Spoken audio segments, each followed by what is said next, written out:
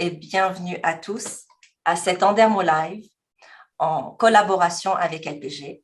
Pour ceux qui ne me connaissent pas, je suis Linda Mayedine, vice-présidente des entreprises Daniel Henkel. On est distributeur LPG au Canada depuis déjà depuis 2002, presque 20 ans, enfin ça fait 20 ans.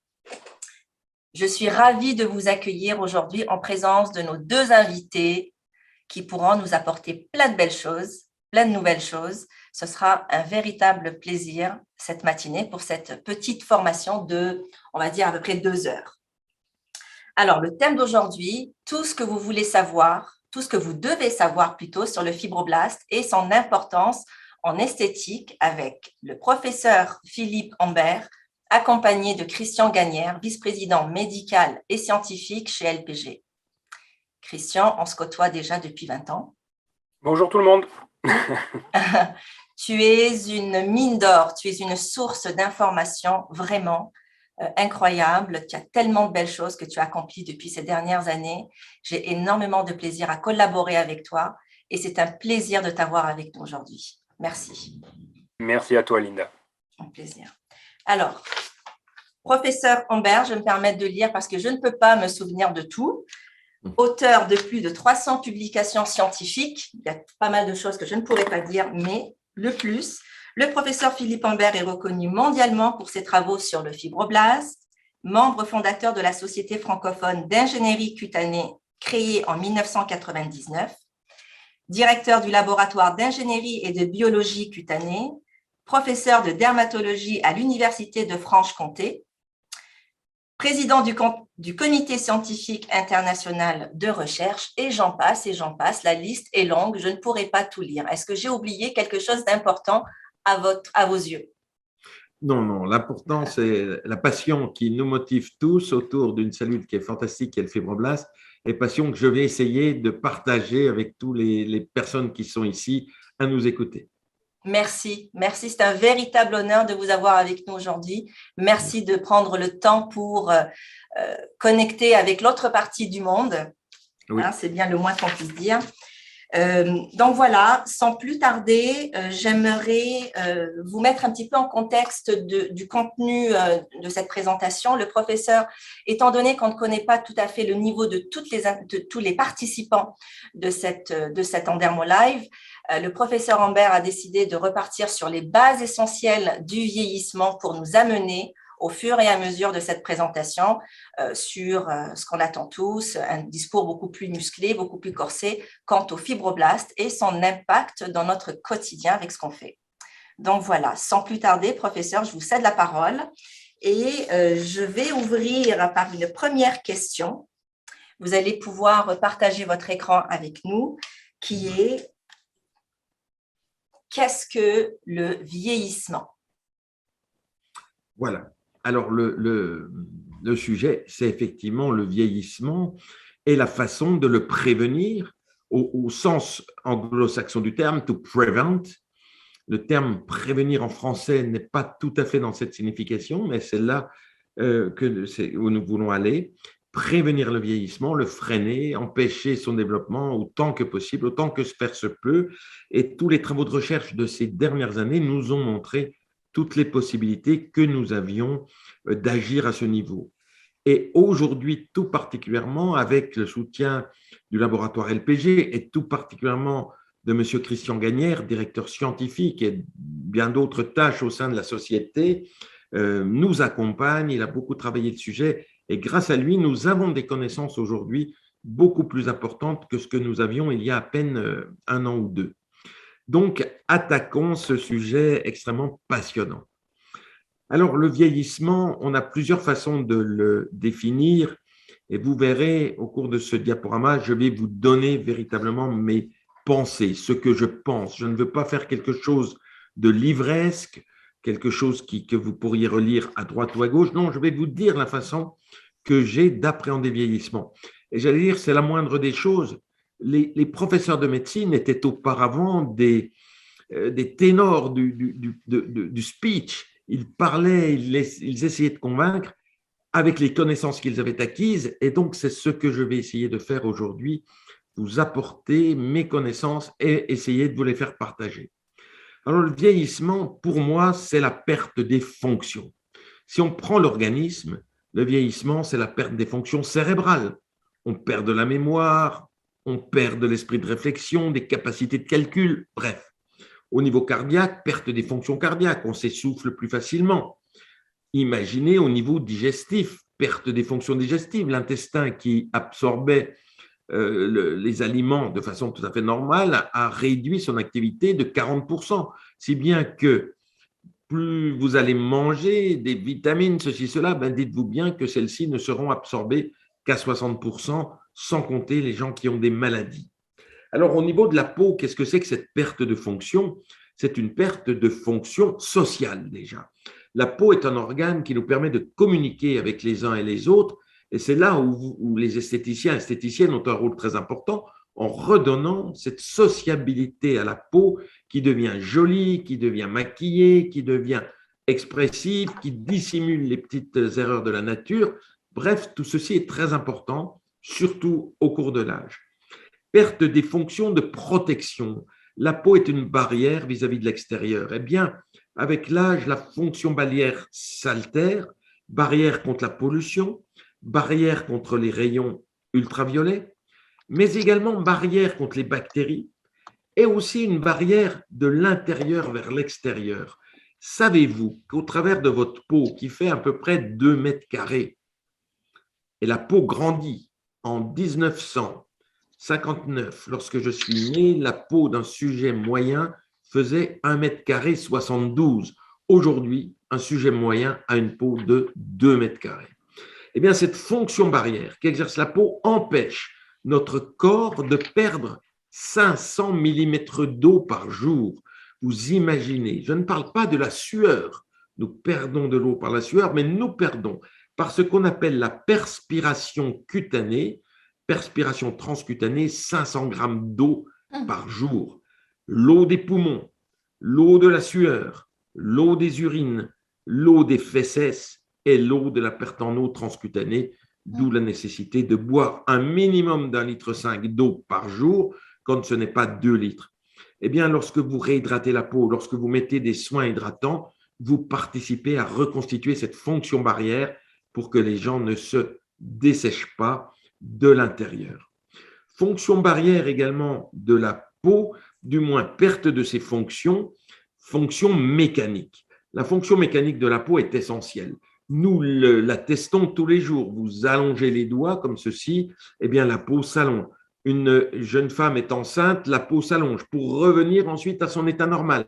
C'est une propriété élastique, extensibilité dans un sens, élasticité de l'autre. Eh bien, avec l'âge, vous le savez, nous perdons cette élasticité et du coup, la peau va laisser des marques, des rides, des plis, etc. Et lorsqu'on a plus de 50 ans, eh bien, qu'est-ce que l'on va voir? Un ptosis, ici, les bajous qui se forment, les plis d'amertume qui se forment. Et là, nous avons les signes de cette perte de fonction mécanique de la peau. Donc, Philippe, excuse-moi, juste une petite question au passage. Tu parlais de fermeté, d'élasticité. C'est ce qu'on appelle la trophicité de la peau, tout ça? Oui, la trophicité de la peau qui se juge pratiquement au travers de l'organe derme, effectivement. Cette trophicité. Et donc, c'est très important parce que cette peau qui perd son élasticité devient plus fragile, d'une part, puisque, vous le savez, la peau est un organe mécanique. Il n'y en a pas tant que ça. Il y a la peau, il y a le foie, qui a une capsule d'ailleurs, qui contient, et c'est pour ça que quand vous prenez un uppercut dans le foie, vous avez si mal, parce que si un hématome va se faire, il va distendre cette capsule et ça va créer des douleurs très importantes. Et donc, cette capacité physique, mécanique de la peau, c'est elle qui va permettre soit de lutter contre le vieillissement, soit de cicatriser. Et c'est pour ça qu'il ne faut pas sous-estimer cette fonction mécanique de la peau. Si vous devez masser, si vous devez toucher quelqu'un, appuyez, et nous verrons qu'il y a des appareils pour cela, pour faire de la stimulation mécanique de la peau. Alors, le vieillissement intéresse beaucoup de gens. Bien entendu, les sociologues, les psychologues, quand on se voit vieillir, Et vous imaginez qu'une vie, ça passe très vite quand on se rend compte qu'il s'est passé 20 ans depuis la première fois où j'ai rencontré M. Gagnère, par exemple. C'est assez incroyable. Et nous avons vieilli ensemble et ce vieillissement arrive très vite. Donc, ce vieillissement intéresse les sociologues, les psychologues, intéresse les esthéticiennes, bien entendu, intéresse le médecin. Et le médecin va jouer son rôle de médecin, l'esthéticienne va jouer son rôle d'esthéticienne, chacun a sa part, et croyez bien qu'elles sont toutes aussi importantes les unes que les autres. Et nous allons voir ce qu'une esthéticienne est capable d'apporter à un patient qui vient, une cliente pour vous, nous disons patient, une cliente pour vous qui vient demander des conseils, elle a besoin d'informations, elle a besoin de soins. Donc la prise en charge du vieillissement doit être globale. Elle va faire appel à des connaissances en matière de physiologie de la peau, ce que nous allons essayer de donner aujourd'hui, des connaissances en matière de cosmétiques, parce que les cosmétiques sont arrivés dans les années 50. Je ne parle pas des cosmétiques d'apparat qui sont là depuis très très longtemps, même dans des peuplades primitives, on se maquille, on se décore, on se tatoue, mais la cosmétique de soins est véritablement apparue dès lors qu'on a su mettre en forme des principes actifs dans des produits cosmétiques. Est-ce que nous pourrions vivre aujourd'hui sans cosmétiques? Certainement pas. D'une part, sur un plan sociologique, savez-vous que dans les pays du Maghreb, lorsqu'on demande à un homme, disons peut-être il y a 20 ans, quel est le premier besoin que tu dois satisfaire chez ta femme? Eh bien, il va dire, je dois satisfaire le besoin en cosmétique. Ça passait avant la nourriture, ça passait avant l'habillement, ça passait avant le toit. Le besoin en cosmétique est un besoin inné qui est ancré aujourd'hui dans les esprits. Et certes, c'est un problème sociétal, mais c'est aussi un problème physiologique parce que l'être humain a vieilli au cours du temps à cause du progrès qui a fait que peu à peu, son corps n'est plus capable de fabriquer du sébum. Et savez-vous qu'on ne trouve même pas du tout, pas une once de sébum chez les enfants avant la puberté.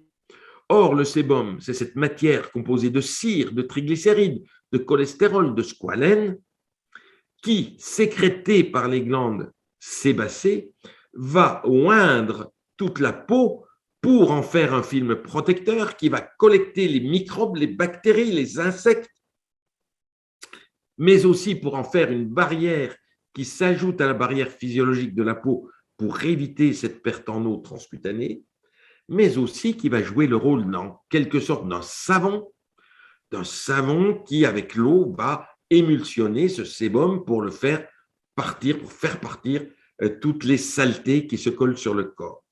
Et puis, de façon très… C'est une véritable protection naturelle de ce fait.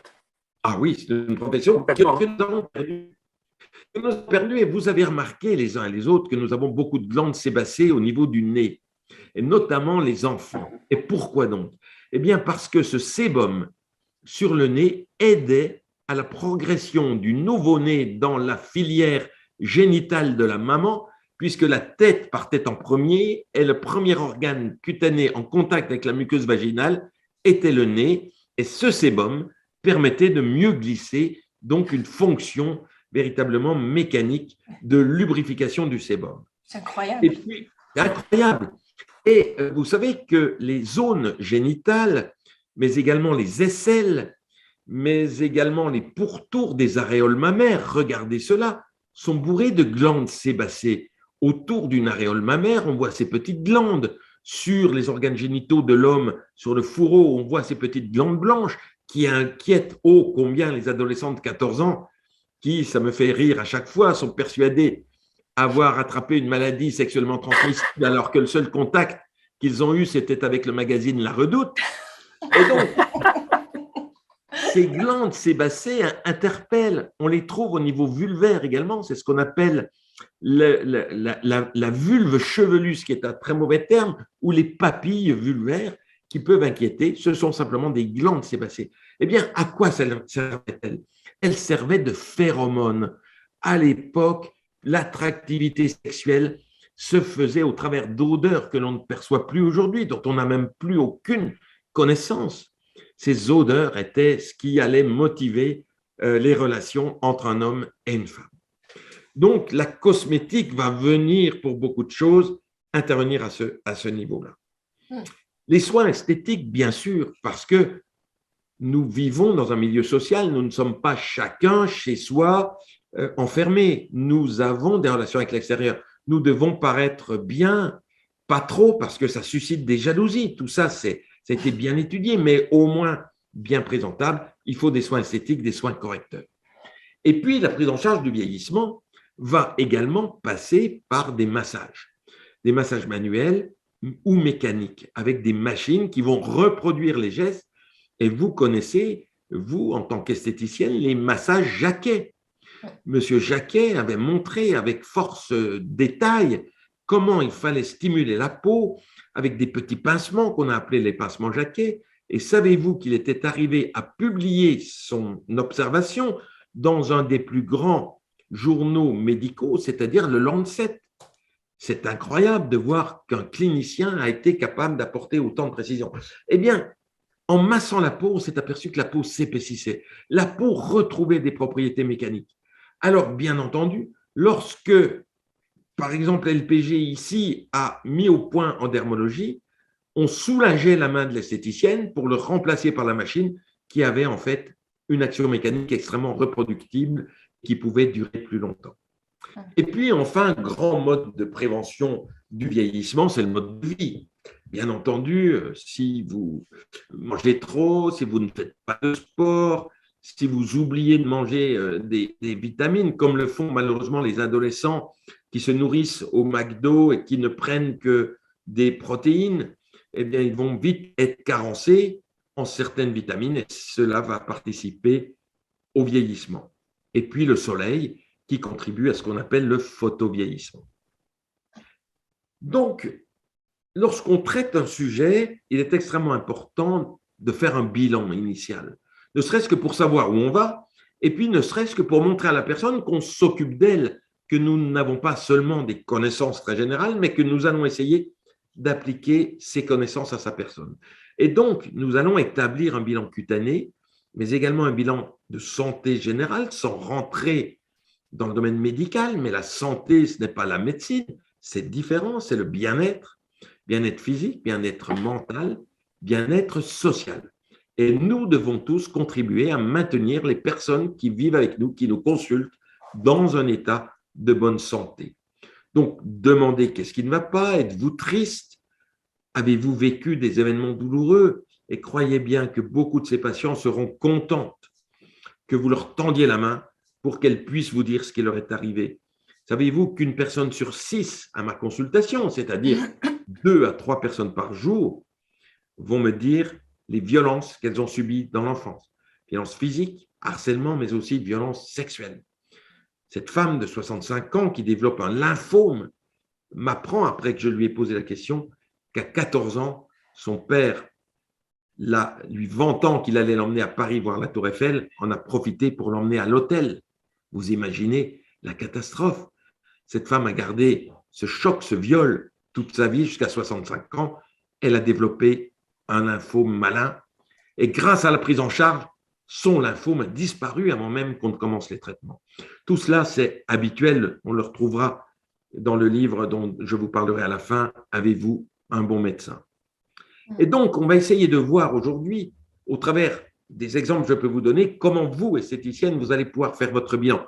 Intéressez-vous à la personne en ce qu'elle est, en son vécu et en ce que vous allez observer. Alors, savoir son âge. Il y a des femmes qui paraissent plus jeunes, plus âgées que leur âge. Leur situation familiale. Pourquoi cette dame de 50 ans n'a pas eu d'enfant? C'est un drame, parfois c'est une souffrance, etc.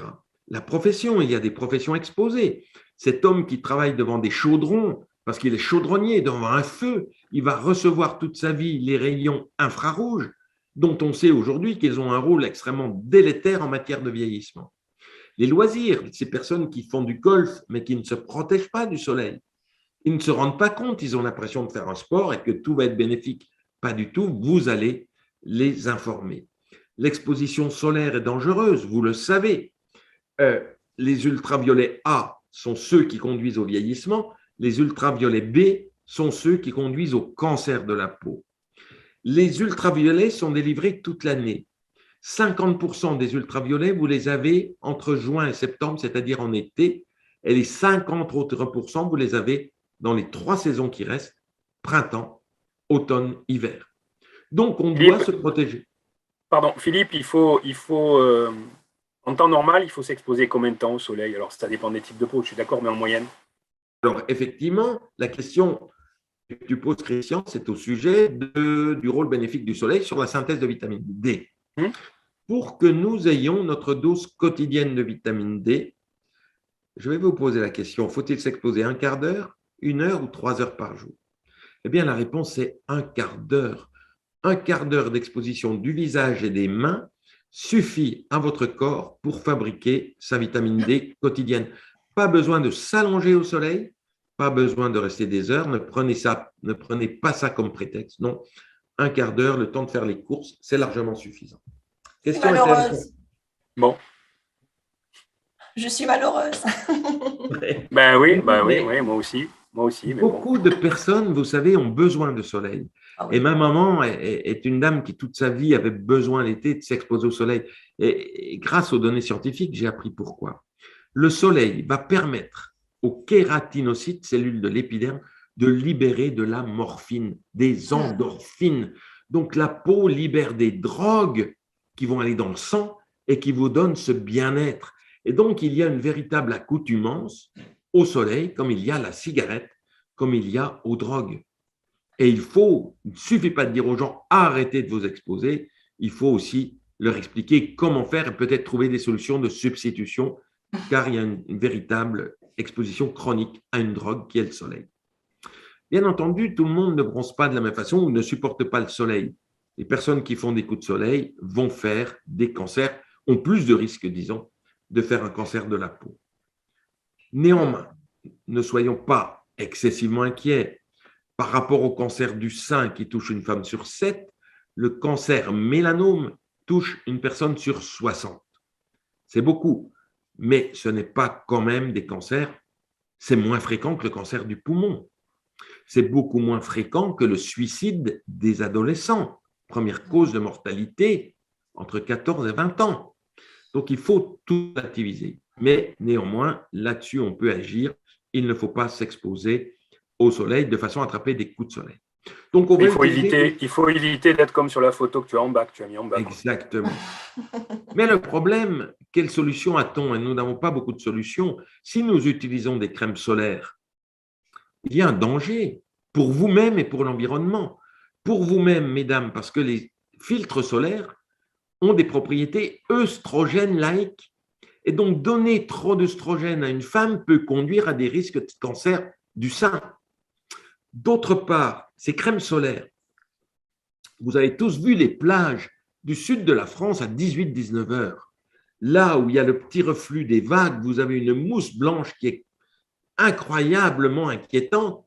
Ce sont les filtres solaires qui sont passés dans la mer et que la mer rejette. Eh bien, ces filtres solaires vont aboutir à la féminisation des poissons puisqu'ils ont des propriétés œstrogènes.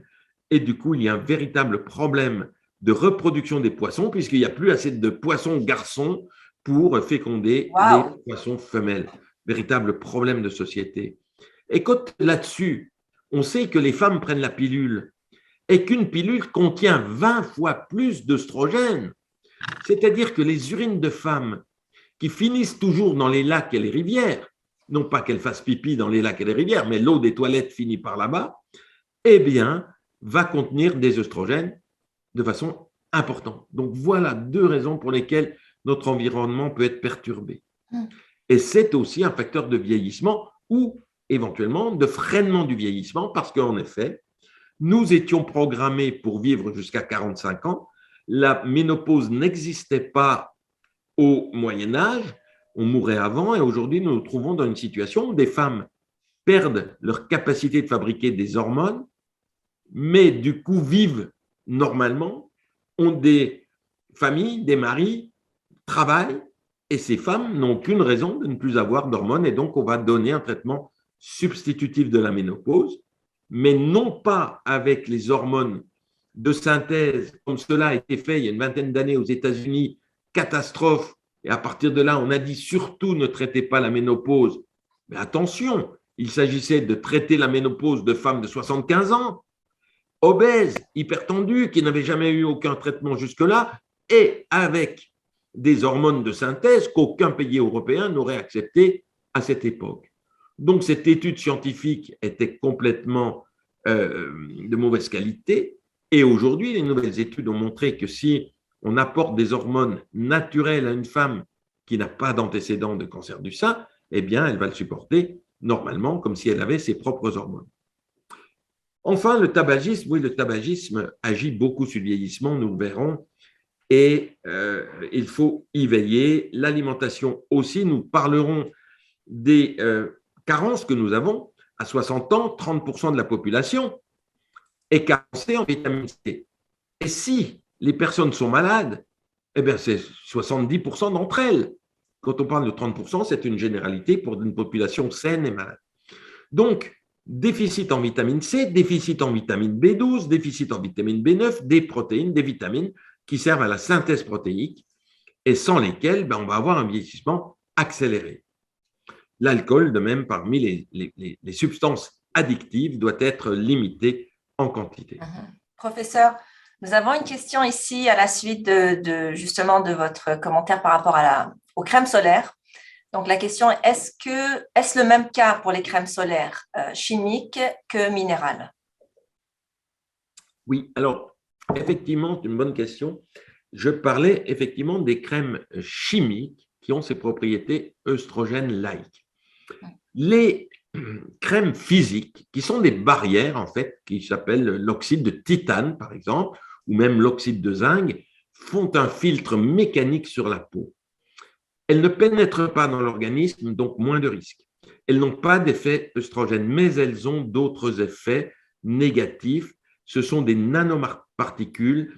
Et vous savez que petit à petit, on s'aperçoit que l'entrée dans les cellules d'une façon ou d'une autre, ou parce que ensuite la peau, si on se baigne et qu'il y a ce genre de filtre, la peau humide va laisser quand même le passage. Ces nanoparticules peuvent poser des problèmes de santé. Mais effectivement, les filtres physiques sont à moindre risque par rapport aux filtres chimiques. Donc, vous conseillez de ne pas mettre de crème solaire, d'en mettre avec modération? Qu'est-ce que vous suggérez? Il faut mettre avec modération. De toute façon, nous mettons beaucoup trop de quantité de cosmétiques. En général, aller sous la douche avec une noisette. Vous voyez ce que c'est que la taille d'une noisette? Ça devrait suffire pour émulsionner l'ensemble de votre corps, cheveux y compris. Or, nous mettons 5 ou 10 fois plus. Tout ça, ça crée de la pollution qui va être néfaste et nous devons vraiment faire attention à cela. Les crèmes solaires, elles aussi doivent être mises en petite quantité, mais répétées toutes les 2 heures également. Mais surtout, la meilleure photoprotection, c'est de ne pas aller au soleil. C'est de faire comme les Espagnols ou les Mexicains, c'est-à-dire faire la sieste l'après-midi, plutôt que d'aller sur la plage à 2 heures. C'est-à-dire se lever à 10h30, 11h le matin, prendre son petit déjeuner, ensuite se reposer, faire les grands magasins couverts ou la visite des églises entre midi et 16h, et à 16h sortir à l'extérieur pour prendre l'air. Voilà aussi un rythme, malheureusement, qu'on n'arrive pas à faire, certainement pas au Canada non plus, et donc ça serait l'idéal. Donc, les filtres, alors la protection solaire, donc on éviter l'exposition, mais aussi la protection vestimentaire. Mettez des habits, l'été, il faudrait mettre des habits à manches longues. Il y a des habits qui filtrent les ultraviolets en plus. Et il faut mettre des chapeaux à visière pour vous protéger. Surtout les femmes, très important, si vous ne voulez pas avoir un vieillissement accéléré au niveau du visage. On voit aujourd'hui beaucoup de différences entre un visage vieilli et un corps qui a été, lui, protégé par les vêtements ou par les crèmes solaires, alors que le visage ne l'a pas été. Et il y a des personnes de 70-75 ans qui font véritablement leur âge au niveau du visage, mais qui ne font pas leur âge au niveau de leur corps. Dernière question avant que vous passiez à autre chose, professeur, encore au niveau des crèmes solaires. Donc, il faut choisir une crème solaire conçue avec du zinc, sans nanoparticules. Est-ce que c'est bien ça? Disons, le fait de dire sans nanoparticules, ce n'est pas possible. Il faut prendre une crème solaire à base d'oxyde de titane ou d'oxyde de zinc. Parler plus généralement des filtres physiques, et là, c'est bien mieux. Alors, bien sûr, ça va donner un petit aspect blanchâtre à la peau. Vous voyez, c'est plus compact, ça ne pénètre pas, mais il vaut mieux choisir cela. Merci. Je vous en prie. Donc, cet interrogatoire à l'égard de votre cliente est très important. Vous allez aussi lui demander quels soins esthétiques elle a fait jusque-là, voire même, puisqu'elle vient pour le vieillissement, est-ce qu'elle a eu des traitements injectés? Notez-les, c'est toujours utile, parce que le jour où elle va vous dire « mais vous m'avez fait ce soin et j'ai un effet secondaire », vous allez quand même pouvoir lui rappeler que 15 jours avant, elle avait fait aussi quelque chose d'autre, une injection ou ceci, cela chez un médecin, et que rien, a priori, ne permet de dire que ce soit votre soin à vous, esthéticienne, qui a pu causer les petits effets indésirables. Donc, tout ça, votre tenue de dossier est importante. Et en notant les complications qui ont pu survenir. Ensuite, on ne consulte pas sans raison. Lorsqu'on consulte pour le vieillissement, on a des raisons. Souvent, c'est psychologique. Souvent, on prend compte qu'on a un certain âge, parce qu'on voit les enfants qui ont grandi, qui sont partis, on voit les petits-enfants qui, du jour au lendemain, vous appellent papy, mamie, ce qui est assez parfois perturbant, mais également chaleureux. Mais bon, croyez bien que personnellement, ma petite fille a déjà 9 ans. La première fois, elle m'a dit « Papy Philippe », mais j'étais choqué parce que je me voyais toujours à 30 ans. On se voit, quel que soit son âge, toujours jeune et fringant. Donc, on aura, ne serait-ce que pour cela, envie de rajeunir. Les raisons psychiques également pour corriger des drames qui ont pu survenir. Également, il y a des personnes qui disent « Ma maman a très mal vieilli, je ne voudrais pas vieillir comme elle ». C'est le vieillissement génétique par rapport au vieillissement épigénétique dont on parlera également. Les raisons professionnelles, dans mon métier, je suis hôtesse d'accueil, je dois, etc. Je dois paraître. Donc ça, c'est très important. Alors l'examen, interrogatoire, l'anamnèse, ce qu'on appelle, et ensuite l'examen. Et soyez rigoureuse, faites toutes ces étapes en les désignant bien, en disant « Madame, maintenant nous avons fait cet entretien », appelez ça entretien, c'est plus joli, maintenant je vais passer à l'examen de votre peau. C'est très apprécié, vous installez confortablement la personne, vous mettez les lumières qu'il vous faut, les miroirs qu'il vous faut, bref, elle est en position, vous allez pouvoir bien l'examiner. Vous voyez le visage, s'il est ovale, s'il est rond, s'il est boursouflé, bref. Vision globale, vous voyez s'il y a des poils sur le visage, parce que ça peut être très gênant et souvent les femmes n'en parlent pas. Et pourquoi elles ont des poils à 50 ans? Parce qu'elles manquent d'œstrogène, justement. Et à ce moment-là, vous allez dire, mais est-ce que vous prenez quelque chose pour la ménopause? Elle va vous dire non. Et vous allez dire, mais pourquoi? Ah ben parce que mon docteur ne veut pas, mais il ne veut pas pourquoi? Ben j'en sais rien. Ben, allez lui demander et il n'y a pas de raison. S'il n'y a pas eu de cancer, s'il n'y a pas de contre-indication. Vous allez voir de la pigmentation et vous allez vous apercevoir qu'elle a des taches de mélasma et qu'en fait, parce qu'elle met des produits parfumés, colorés ou des parfums directement sur la peau, ce qui n'est pas bon. Vous allez ensuite préciser le type de peau. Et le type de peau, moi, j'ai mis très longtemps à comprendre ce qu'on entendait par une peau mixte. Et la peau mixte, c'était en fait un endroit, c'est sec, et un autre endroit, c'est gras. Pour moi, la peau mixte, c'était soit une peau sèche, soit une peau grasse, soit une peau mixte qui était au même endroit, sèche et grasse. Et j'avais du mal de comprendre. En fait, vous allez établir précisément à tel ou tel endroit l'aspect de la peau. Vous allez bien sûr voir d'autres petits problèmes, peut-être de santé, des taches qui se traitent toujours médicalement, des verrues séboréiques. Ne laissez pas une personne avec une vilaine verrue séboréique à un endroit, dites-vous bien, je n'aimerais pas la voir, adressez-la au bon docteur gentil qui saura lui enlever sans laisser de cicatrice, ça c'est très important. Elle ne vous en sera que reconnaissante parce que même si ce n'est pas vous qui traitez cette verrue séboréique, vous l'aurez adressée à quelqu'un qui va le faire et elle vous sera reconnaissante. Une fois que vous avez fait cet examen, vous allez essayer, bien entendu, je ne suis pas très adepte des classements, des classifications, mais vous allez pouvoir le faire. Définir en fait un groupe plutôt jeune, 28 à 35 ans, où nous n'avons pas encore trop de rides, quelques fines ridules, tout se passe plutôt bien. Un groupe 2 plus sévèrement atteint, de 35 à 55 ans, et c'est là où vous avez le premier signe de vieillissement, c'est quoi? C'est la dyschromie. Voyez une dame de 45 ans d'un côté, une jeune fille de 18 ans, à 3 mètres de vous. Qu'est-ce qui vous choque? La couleur de la peau. La jeune fille a une peau homogène du visage, toute homogène, toute bien jolie. La personne 45 ans a des taches rouges, des taches marron, des taches blanches. De loin, c'est la dyschromie.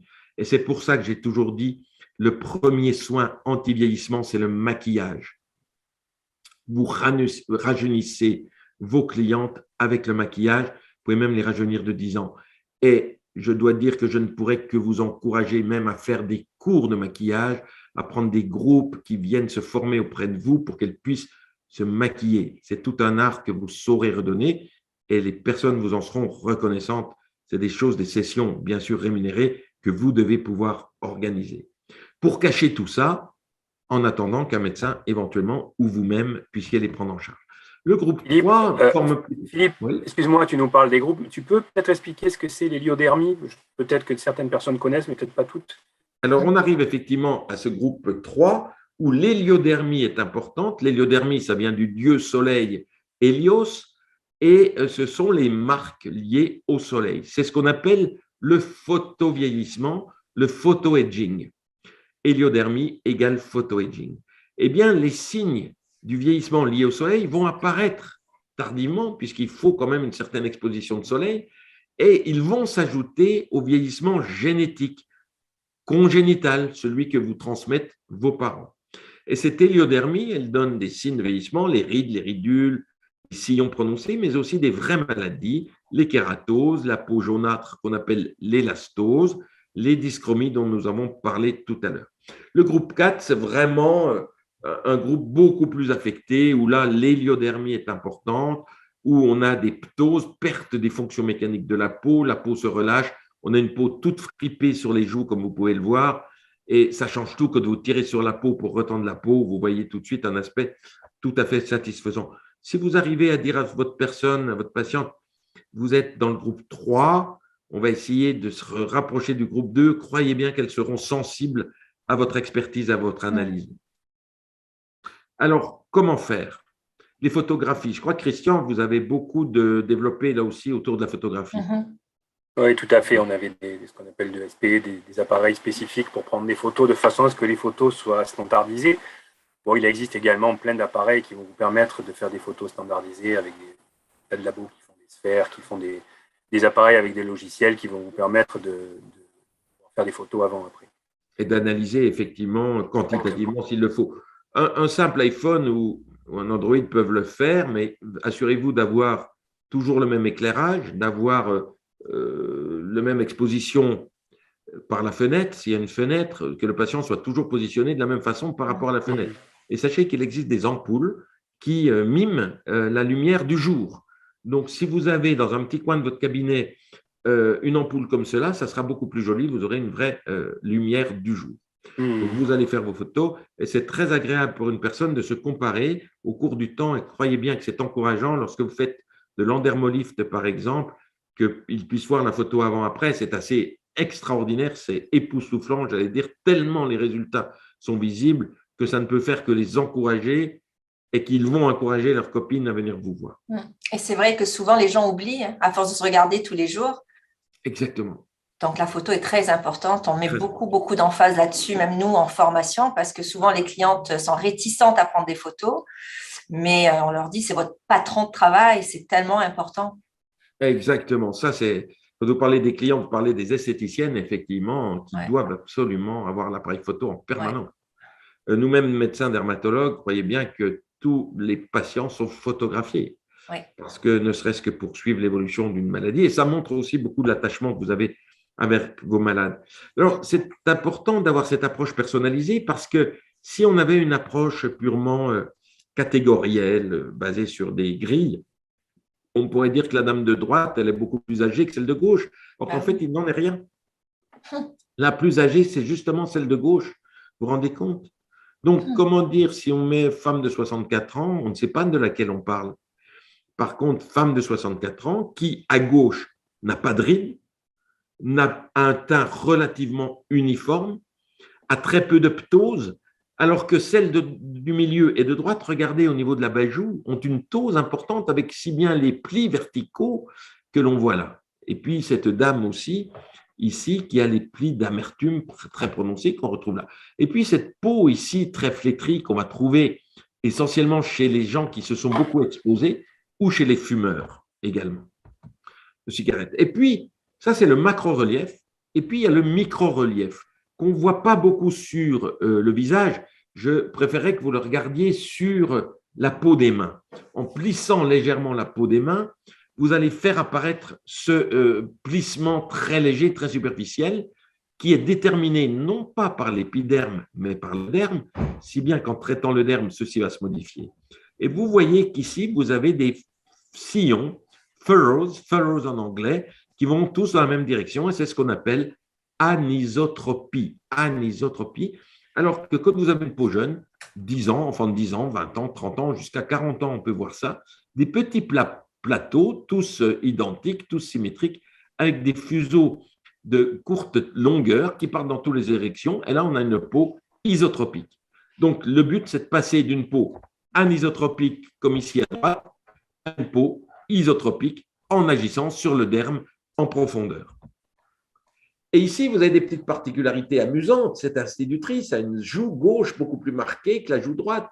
Si on superpose ces rides, on les retrouve ici. Mais regardez cette flétrissure. Et pourquoi cette institutrice? Parce que toute sa carrière, longue carrière au demeurant, elle s'est exposée le visage à la fenêtre à gauche. Son bureau a été, pendant ses 35 ans de carrière, toujours exposé à gauche. Elle aurait dû, tous les ans, changer de sens son bureau pour équilibrer.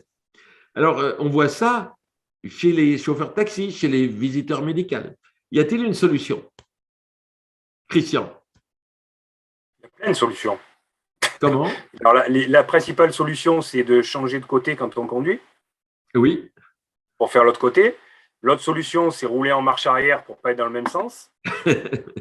Ça, c'est plus compliqué, mais il faut effectivement changer. Non, je plaisante. Après, il y a plein de solutions que tu vas nous expliquer, bien entendu, en termes de praticiens. Mais c'est vrai que on voit souvent les travailleurs en extérieur qui ont ce type de peau. On voit, moi j'habite dans le sud en France et on a beaucoup de soleil, donc il y a beaucoup de gens qui travaillent à l'extérieur, notamment sur les ports. Et on voit ils ont la peau tannée et la peau ridée avec des vrais sillons. Et eux les ont des deux côtés parce qu'eux ne travaillent pas que d'un seul côté, en effet.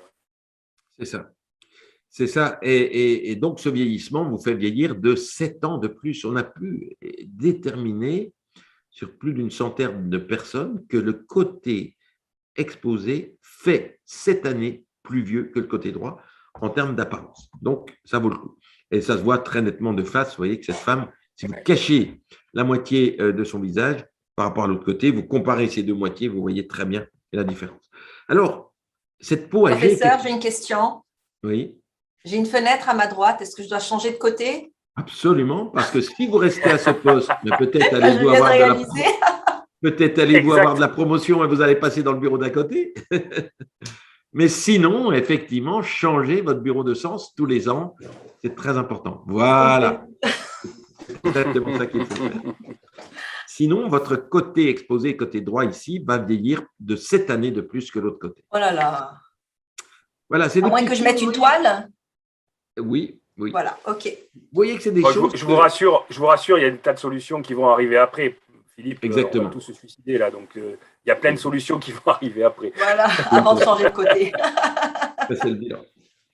Alors, ce petit schéma, parce qu'on va rentrer dans du lourd, j'allais dire, dans de la physiologie, de la biologie, très important aussi pour comprendre. Eh bien, vous voyez que l'épiderme ici, chez ces personnes, qui est au-dessus de l'angle, l'épiderme ici s'amincit avec l'âge. Vous voyez aussi que le derme ici, qui est en dessous, avec beaucoup de fibres de collagène ici quand on est jeune, ou ici, eh bien, ce derme va se dépléter en collagène pour être en fait extrêmement pauvre en collagène et donc donner cet aspect de peau de papier à cigarette. Et qu'est-ce qui fait tout cela, qui fait que cette peau se déplète en collagène? Eh bien, c'est le temps qui passe, mais surtout, c'est l'absence de réactivité, de réponse de cette cellule qui, normalement, est payée pour vous faire du collagène. Et pourtant, elle va s'arrêter de travailler, comme nous allons le voir. Cette cellule, initialement, qui porte le nom de fibroblast, Pourquoi? Parce qu'elle fabrique des matières fibrosantes qui sont le collagène, les fibres de fibrine également, l'élastine. Cette cellule joue un rôle essentiel. Pourquoi est-elle étoilée?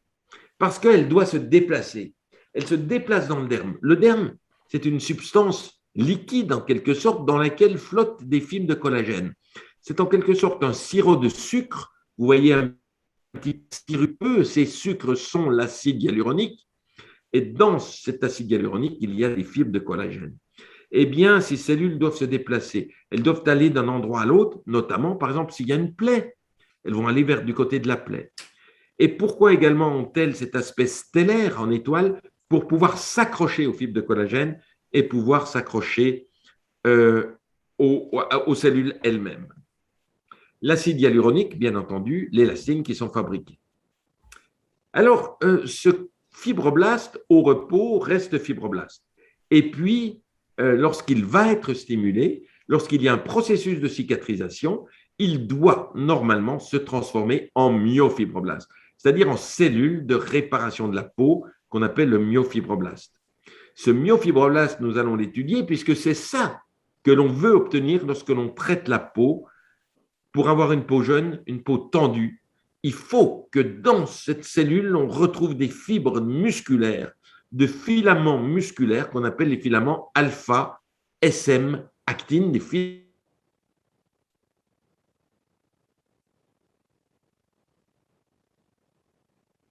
Petit blocage. Oui. Ça va On voit une revenir. sécrétion. Ça y est. Tu as été interrompu, Philippe. Si tu peux juste reprendre sur l'actine. Voilà, c'est là, vas-y, c'est pareil, tu reprends le là. Alors, on va reprendre là. Effectivement, ces filaments musculaires, en quelque sorte, qui se trouvent à l'intérieur de la cellule, jouent le rôle de filaments de cellules musculaires pour permettre une contractibilité, une contraction de la cellule. Et on arrive à les colorer, soit en vert, soit en rouge, et vous les voyez très, très bien ici, toutes ces fibres musculaires dans la cellule, qui du coup prend le nom de myofibroblaste. Et pour démontrer le rôle et les forces de cette cellule, voyons ici un derme reconstruit. Ce derme, c'est du collagène, de l'acide hyaluronique, de l'élastine que l'on met. Et puis, ce derme, on va mettre des cellules dedans. Eh bien, le fait de mettre des cellules, les forces vont se développer à tel point que le derme rectangulaire va prendre cet aspect de diabolo. Aspect de diabolo, et donc montrant ici l'importance des forces qui se développent. Et donc, avec l'âge, que se passe-t-il et pourquoi les rides apparaissent? Les rides apparaissent parce que le fibroblast se fatigue. Il est sur la peau, dans la peau, et il doit essayer de combattre les muscles du visage qui ne cessent de se contracter. Et le fait de se contracter, la peau essaie de résister, mais au bout d'un moment, la cellule s'épuise, elle arrête de proliférer, elle diminue son activité contractile, elle diminue son activité de synthèse de collagène, et on voit une augmentation de la matrice extracellulaire puisque les métalloprotéases, qui sont les enzymes de renouvellement, de dégradation, vont prendre le dessus par rapport à la synthèse. Et du coup, la peau va perdre sa tension et c'est pour ça qu'on a les plis, les rides et les ptoses.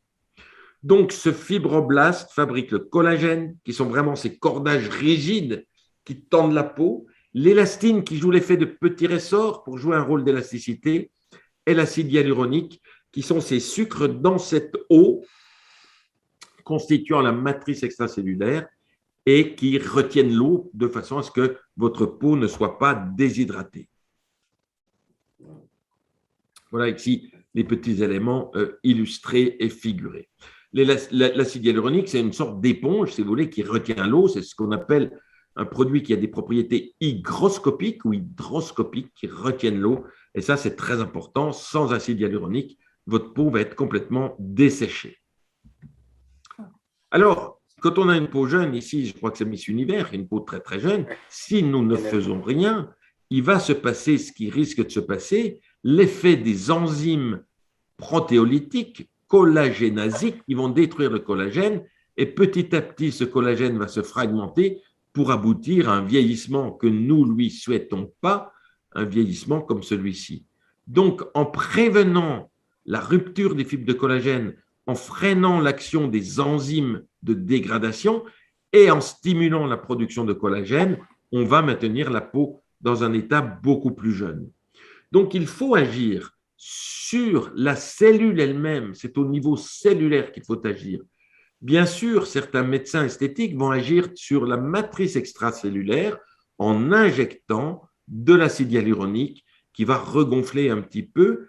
Et cet acide hyaluronique va aussi quand même stimuler la cellule, le fibroblast. On va agir avec de la toxine botulique, non pas sur la peau, mais sur les muscles, en fait, pour qu'ils arrêtent leur contraction. Voilà, en gros, les médecines esthétiques médicales entre les mains des médecins.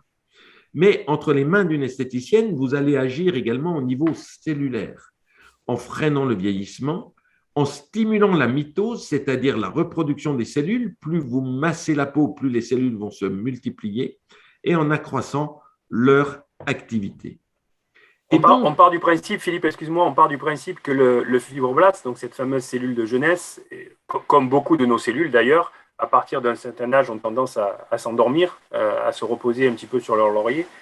Et le fait de faire une stimulation cellulaire, ça va permettre de les réveiller et de les remettre au travail en réalité. C'est-à-dire, si on prend l'exemple du fibroblast, qui est fait pour fabriquer, c'est une cellule qui est faite pour fabriquer du collagène, de l'élastine et de l'acide hyaluronique.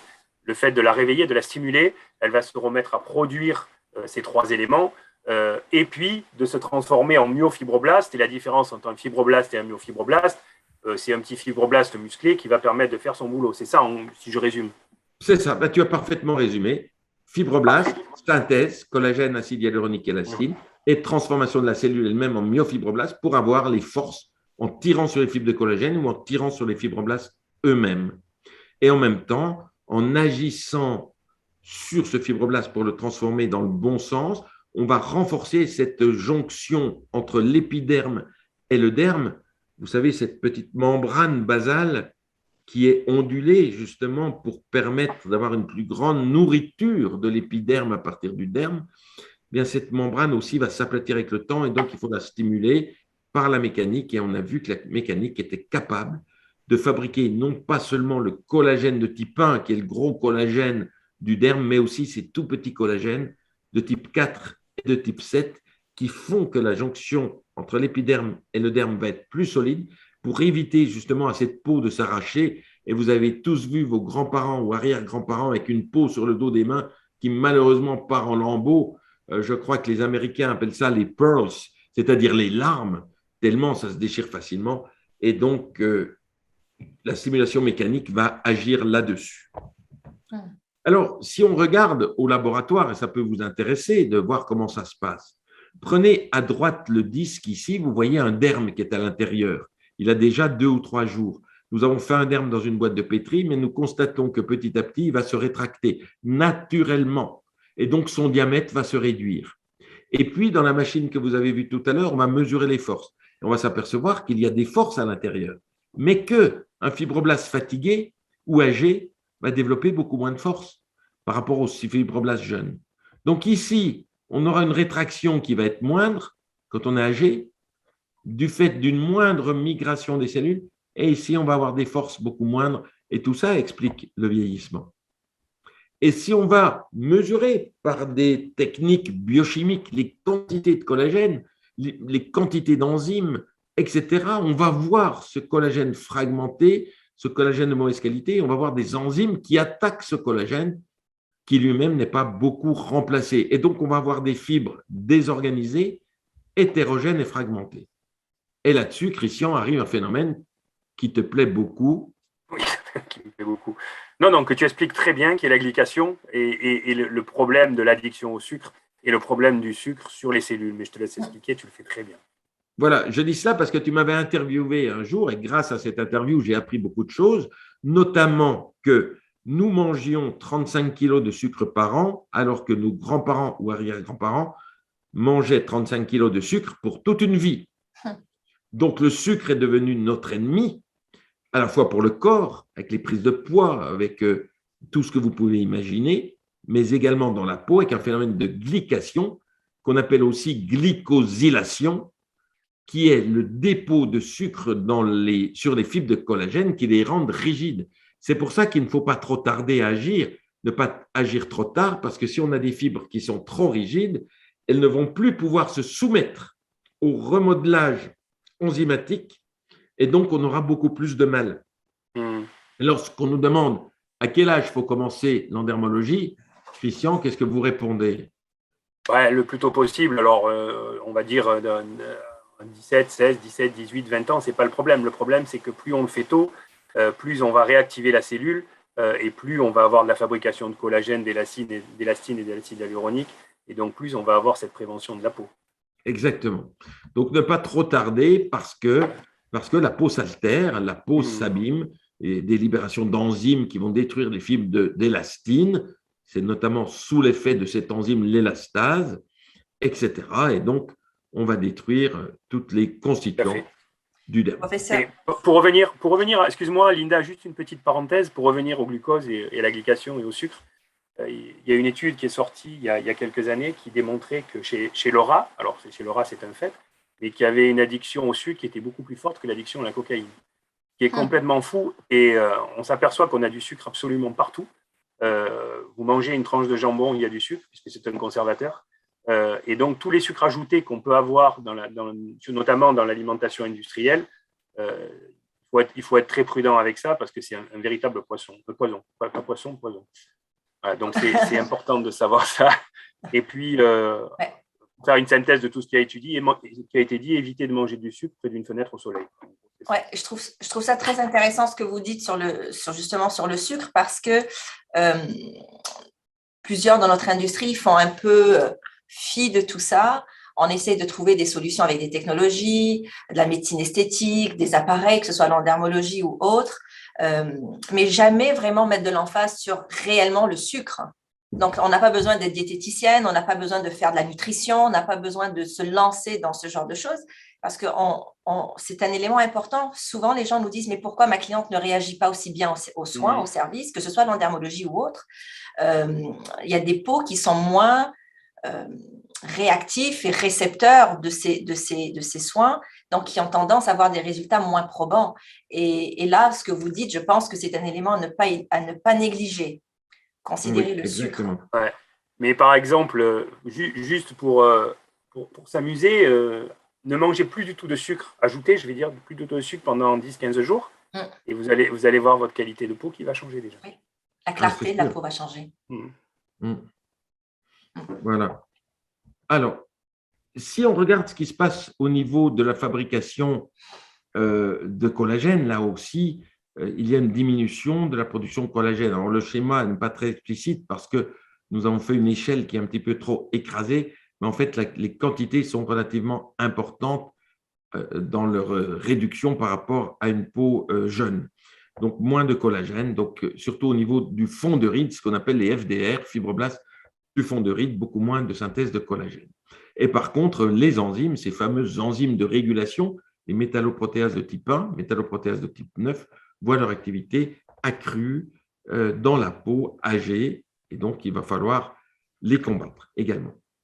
Donc cette fameuse peau tendue sous forme de diabolo va être beaucoup moins en diabolo lorsqu'elle sera âgée. Ce système est assez innovant, j'ai le plaisir de vous le présenter, il n'a jamais eu d'équivalent à ce jour, nous l'avons créé dans notre laboratoire, nous avons mis en place des dermes entre deux probes en anglais de lames qui sont rigides, qui a priori ne bougent pas, sauf légèrement pour mesurer les forces par un pont de Wheatstone. Et donc ainsi, on peut mesurer les forces entre les lames et s'apercevoir en fonction de l'âge qu'on a des fibroblastes qui développent des forces de moins en moins importantes.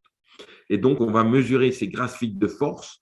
Par exemple, à droite, c'est intéressant de voir qu'au contraire, les cellules qui viennent d'une vergeture fabriquent beaucoup, beaucoup trop de force. Donc, on a l'inverse. Si on pouvait avoir des cellules de vergeture dans la peau âgée, ça serait bien. Voilà. Mais c'est une petite anecdote. Et là, vraiment la différence entre les forces d'une peau âgée ou d'une peau stimulée, parce que dès lors qu'on va stimuler la peau, les forces vont augmenter. Et cette différence, en fait, elle est beaucoup plus importante qu'il ne paraît, puisqu'ici, on a une échelle logarithmique.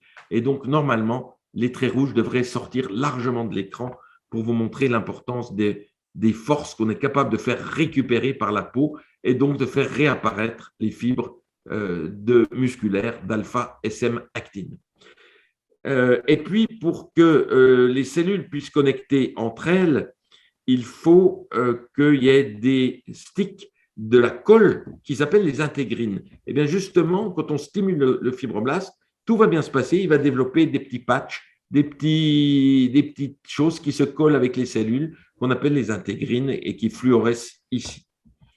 Donc, tout va dans le bon sens, j'allais dire, dès lors qu'on donne un signal mécanique, la peau, elle est capable de faire ce qu'il faut. Elle excite le fibroblast qui va se mouvoir, qui va proliférer, qui va fabriquer collagène, élastine, acide hyaluronique et qui va retendre la peau, soit de façon isométrique, comme on a à droite avec les courbes, soit en rétractant la peau, comme on le voit sur les disques de rétraction libre que nous avons vus. Et donc, tout ce schéma ici que nous avons vu, qui est le triste reflet de ce qui se passe avec le vieillissement, va être du coup inversé. Et puisque la peau est un organe mécanique qui subit des forces dans tous les sens, externes, compression, friction, tension, des forces internes, les forces isométriques du derme, l'activité contractile des fibroblastes, il faut que cette structure cutanée soit extrêmement rigide, extrêmement forte pour combattre tout cela. Et comment les messages de force se passent? Ça se passe de différentes façons. Via la jonction dermo-épidermique, c'est-à-dire entre le derme et l'épiderme, il y a des messagers chimiques qui passent pour aller avertir. Il suffit que vous frôliez la peau de votre épiderme, tout simplement pour savoir que des médiateurs vont partir à l'intérieur du corps. Si bien qu'on s'est aperçu que si vous caressez un bébé comme cela très légèrement, vous allez même envoyer des médiateurs dans le cerveau qui vont créer dans le cerveau un état de bien-être et de bonheur lié à ce petit massage. On encourage toujours les mamans à toucher leur enfant, à faire des caresses, surtout quand ils ont la peau malade avec de l'eczéma ou autre, au moment de l'application des crèmes, parce que ça va apporter que du bienfait. Les forces peuvent se transmettre au travers des fibres elles-mêmes et de la matrice extracellulaire, au travers des cellules. On a vu tout cela. Donc, également, ces médiateurs de contact qu'on appelle les intégrines et d'autres, vous savez qu'il y a d'innombrables molécules sur les cellules dont on découvre au jour le jour les propriétés. Et donc, j'ai cité les intégrines, les cadérines, les protéines G, etc. Voilà un petit peu le système extrêmement complexe. Et vous vous rendez compte aujourd'hui à quel point de sophistication nous en sommes, puisque nous connaissons des choses aussi minuscules que la zixine, que l'alpha-actinine, et que demain, peut-être, on pourra réparer cette zixine dans certains cas particuliers. Mais je pense que la prise en charge globale est bien plus importante parce que le corps humain, parce que la peau elle-même sait ce qu'il faut faire, alors que si l'on agit sur une molécule, on ne sait pas comment le reste de la cellule va réagir et si on aura une action concordée et concordante. Voilà pour ces forces. Alors, cette biomécanique est intéressante et je vais dire que LPG y a contribué depuis très longtemps. Lorsqu'un jour, j'ai lu un article dans la presse disant tel grand laboratoire, le plus grand laboratoire français de cosmétiques a créé la biomécanique, c'était il y a 3 ans, biomécanique de la peau, les poils se sont hérissés sur mon cuir chevelu, ce qu'il en reste, parce que ça fait bien longtemps que des gens comme M. Gabiani à Genève, comme les équipes de Limoges, comme l'équipe de Besançon, nous travaillons sur la biomécanique de la peau et qu'on n'a rien inventé il y a 2 ans, pas du tout, ça fait 25 ans que tout ça est connu et qu'effectivement, avec les cosmétiques, avec l'endermologie, on agit sur la biomécanique pour agir sur toutes ces cellules et tous ces mécanismes. Donc, étirer la peau, si on regarde même la façon dont on va stimuler la peau, l'étirement mécanique produit une prolifération des kératinocytes. Donc, si vous tendez votre peau comme ça, là, ne serait-ce que ça, vous aurez une peau plus épaisse en termes de kératinocytes. Vous activez les flux calciques. Vous savez que le moteur de l'activité électrique d'une cellule, puisque tout est électrique, c'est le gradient de oxydoréduction ou le potentiel transmembranaire. Eh bien, en augmentant les flux calciques, vous augmentez la réactivité et également la contractibilité des cellules. Vous augmentez des synthèses. Donc, tout ça a été particulièrement étudié. On sait aussi que certaines forces vont agir différemment. Si vous appuyez sur la peau, vous pouvez voir parfois une diminution des kératinocytes. Mais tout ceci dépend également des circonstances de test et il y a une grande variabilité entre ce qui se passe au laboratoire parfois et ce qui se passe in vivo. Ce qui compte, c'est savoir qu'il se passe vraiment des phénomènes, que les différents processus de stimulation mécanique sur la peau sont capables d'induire. Et ce qui est vraiment fondamental, c'est se dire que en agissant sur la peau, on rééduque le fibroblaste qui lui saura faire. C'est une coupe de patates en même temps. J'écoute. Sylvie, excusez-nous, Sylvie Caron, voilà, merci. Sylvie. Voilà. Également, les adhésions, on va passer, c'est vraiment très scientifique, il y a beaucoup de choses, vous pourrez bien sûr y revenir si ça vous intéresse, mais nous certain par rapport à tout ce... Pardon Philippe, ce qui est certain par rapport à tout ce que tu dis, c'est que à l'échelle de la cellule, le fibroblaste, donc à l'échelle de cette cellule, c'est un peu ce qui se passe dans la vie, quoi. C'est le mouvement. Ben, c'est cette fameuse stimulation cellulaire provoquée mécaniquement ou pas, bon, là on va parler d'LPG, donc on parle de mécanique, c'est exactement ce qui se passe dans la vie. C'est le mouvement. Il faut bouger, il faut vivre, il faut avancer. On voit par exemple dans les systèmes de réhabilitation, il y a encore, je ne sais pas moi, une vingtaine d'années, vous aviez un problème, il fallait s'immobiliser. Vous aviez un problème de dos, par exemple, hernie discale, il fallait mettre un corset, s'immobiliser. Bon, à l'heure actuelle, maintenant, vous êtes opéré d'une hernie discale en, je ne sais plus, L5, S1. Le lendemain matin, on vous fait vous lever, on vous fait bouger. Et le mouvement, c'est la vie. Et à l'échelle de la cellule, j'ai l'impression que c'est strictement la même chose. Oui, tout à fait. C'est l'entraînement également, et nous allons le voir qu'en fait, on va procéder à un entraînement de la cellule qui fait qu'elle va recouvrer des propriétés physiques, cellulaires très intéressantes. Et donc, de la peau. Et de la peau, justement, cellules de la peau, un entraînement mécanique de la peau, et ça c'est fantastique, et on peut imaginer que ça se passe la même chose au niveau d'autres organes comme le cœur. Alors, voilà le laboratoire que j'ai créé à Besançon, de toutes pièces en 1995. Je disposais d'un service clinique de dermatologie et je me suis dit qu'il fallait absolument étudier les cellules plus en profondeur in vitro, et donc le laboratoire avec des personnels dédiés, des techniciens, des biologistes qui ont fait des découvertes extrêmement importantes qui sont reprises dans le monde entier. Et c'est pour ces raisons-là que le laboratoire LPG est venu nous rendre visite avec M. Gagnère et Mme Monteux, Clélia, il y a quelques années en nous disant on connaît un peu ce que vous faites et on aimerait travailler avec vous. Et dans le même temps, j'ai découvert cette grande société que je croyais américaine, tellement les qualités des travaux étaient splendides. On voyait dans les congrès, on passait devant ce stand resplendissant avec des études extrêmement rigoureuses. Et j'avais toujours pensé que LPG Systems, en plus, était une boîte américaine. Et en fait, c'est une boîte française, bien française, fière de l'être, j'allais dire, et qui produit dans le monde entier. Alors, lorsque nous avons commencé à envisager de travailler ensemble, on a eu des objectifs effarants, extrêmement fous, qu'on n'avait jamais pu avoir avec aucun autre grand laboratoire de cosmétiques. C'était se dire, est-ce qu'on va pouvoir démontrer ce que, en pratique, empiriquement, les esthéticiennes, les kinésithérapeutes avaient démontré dans l'utilisation de l'endermolift. Et donc…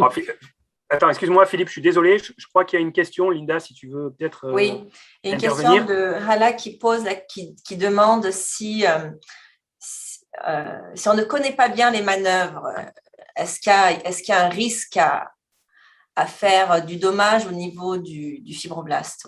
Oui, oui, ça c'est une très bonne question. Non, il n'y a pas de risque. Vraiment, il n'y a pas de risque parce que le fibroblaste, il va se disposer comme il veut. Si vous voulez, il va suivre les lignes de tension qu'on appelle les lignes de longueur.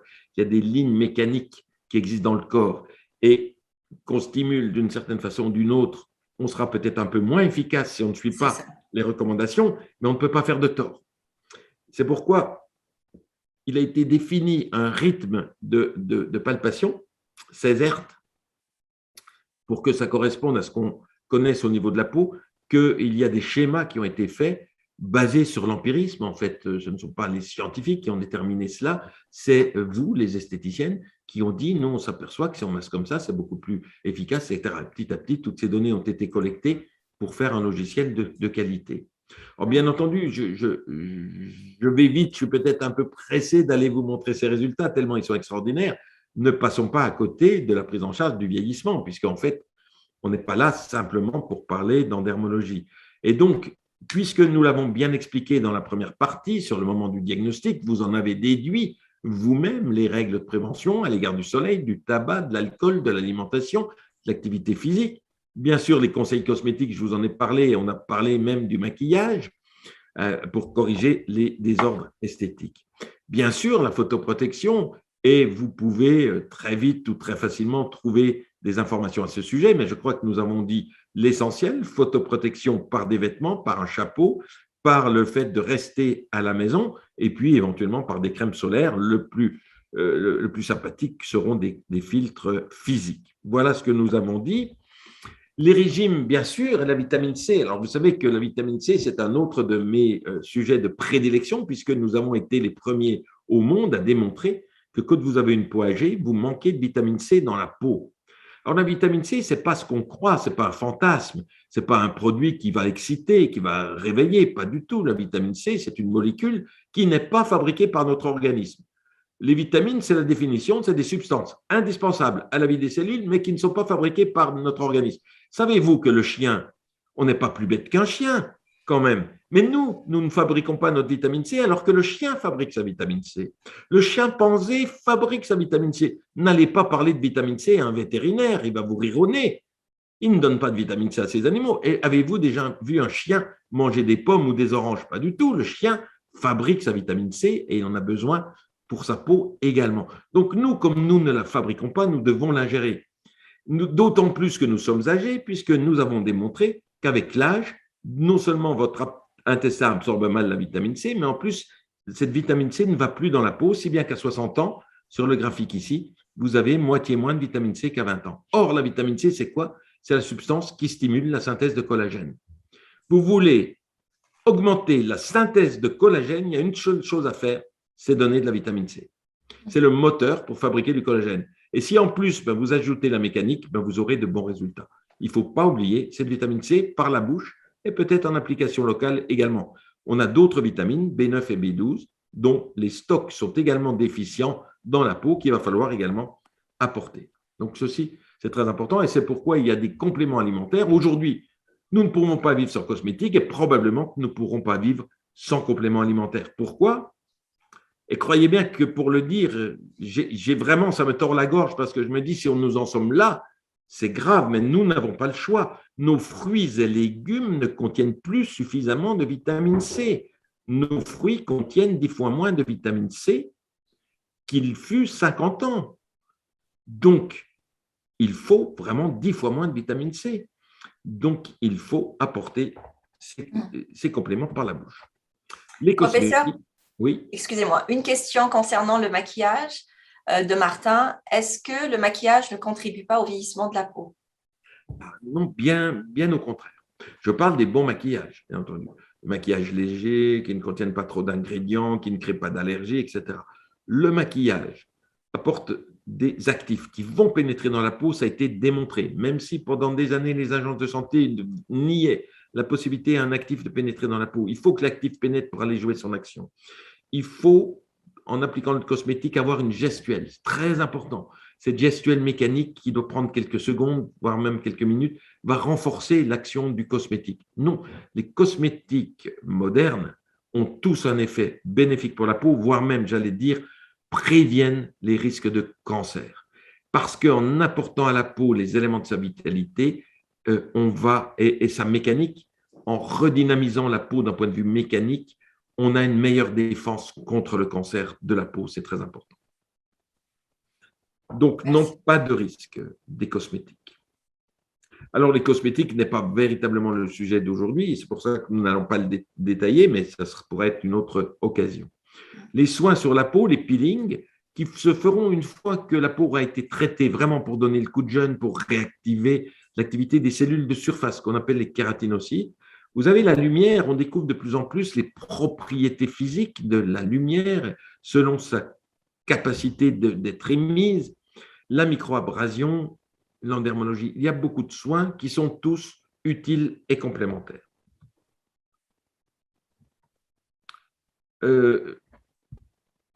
L'activité physique, bien entendu, qui doit être faite pour entretenir son corps. En entretenant son corps, on entretient sa peau. Et donc, une activité 3 fois par semaine d'une demi-heure, ne serait-ce qu'une marche un petit peu rapide, est tout à fait utile pour avoir une jolie peau, pour avoir également un corps souhaitable. Les médicaments. Alors, on a des médicaments pour le vieillissement. Ce n'est plus des aliments, c'est des médicaments. Des médicaments topiques comme l'effet derme, l'acide rétinoïque, disons, qui va jouer un rôle particulier lorsque la peau a tellement vieilli qu'elle devient malade avec des kératoses actiniques. Cet acide rétinoïque qui traite véritablement les maladies de la peau. Vous devez savoir que votre patient en prend, mais vous ne la prescrivez pas, bien entendu. Vous pouvez recommander du rétinol, qui est un dérivé naturel, c'est une vitamine A qui n'a cependant pas les propriétés aussi puissantes que l'acide rétinoïque.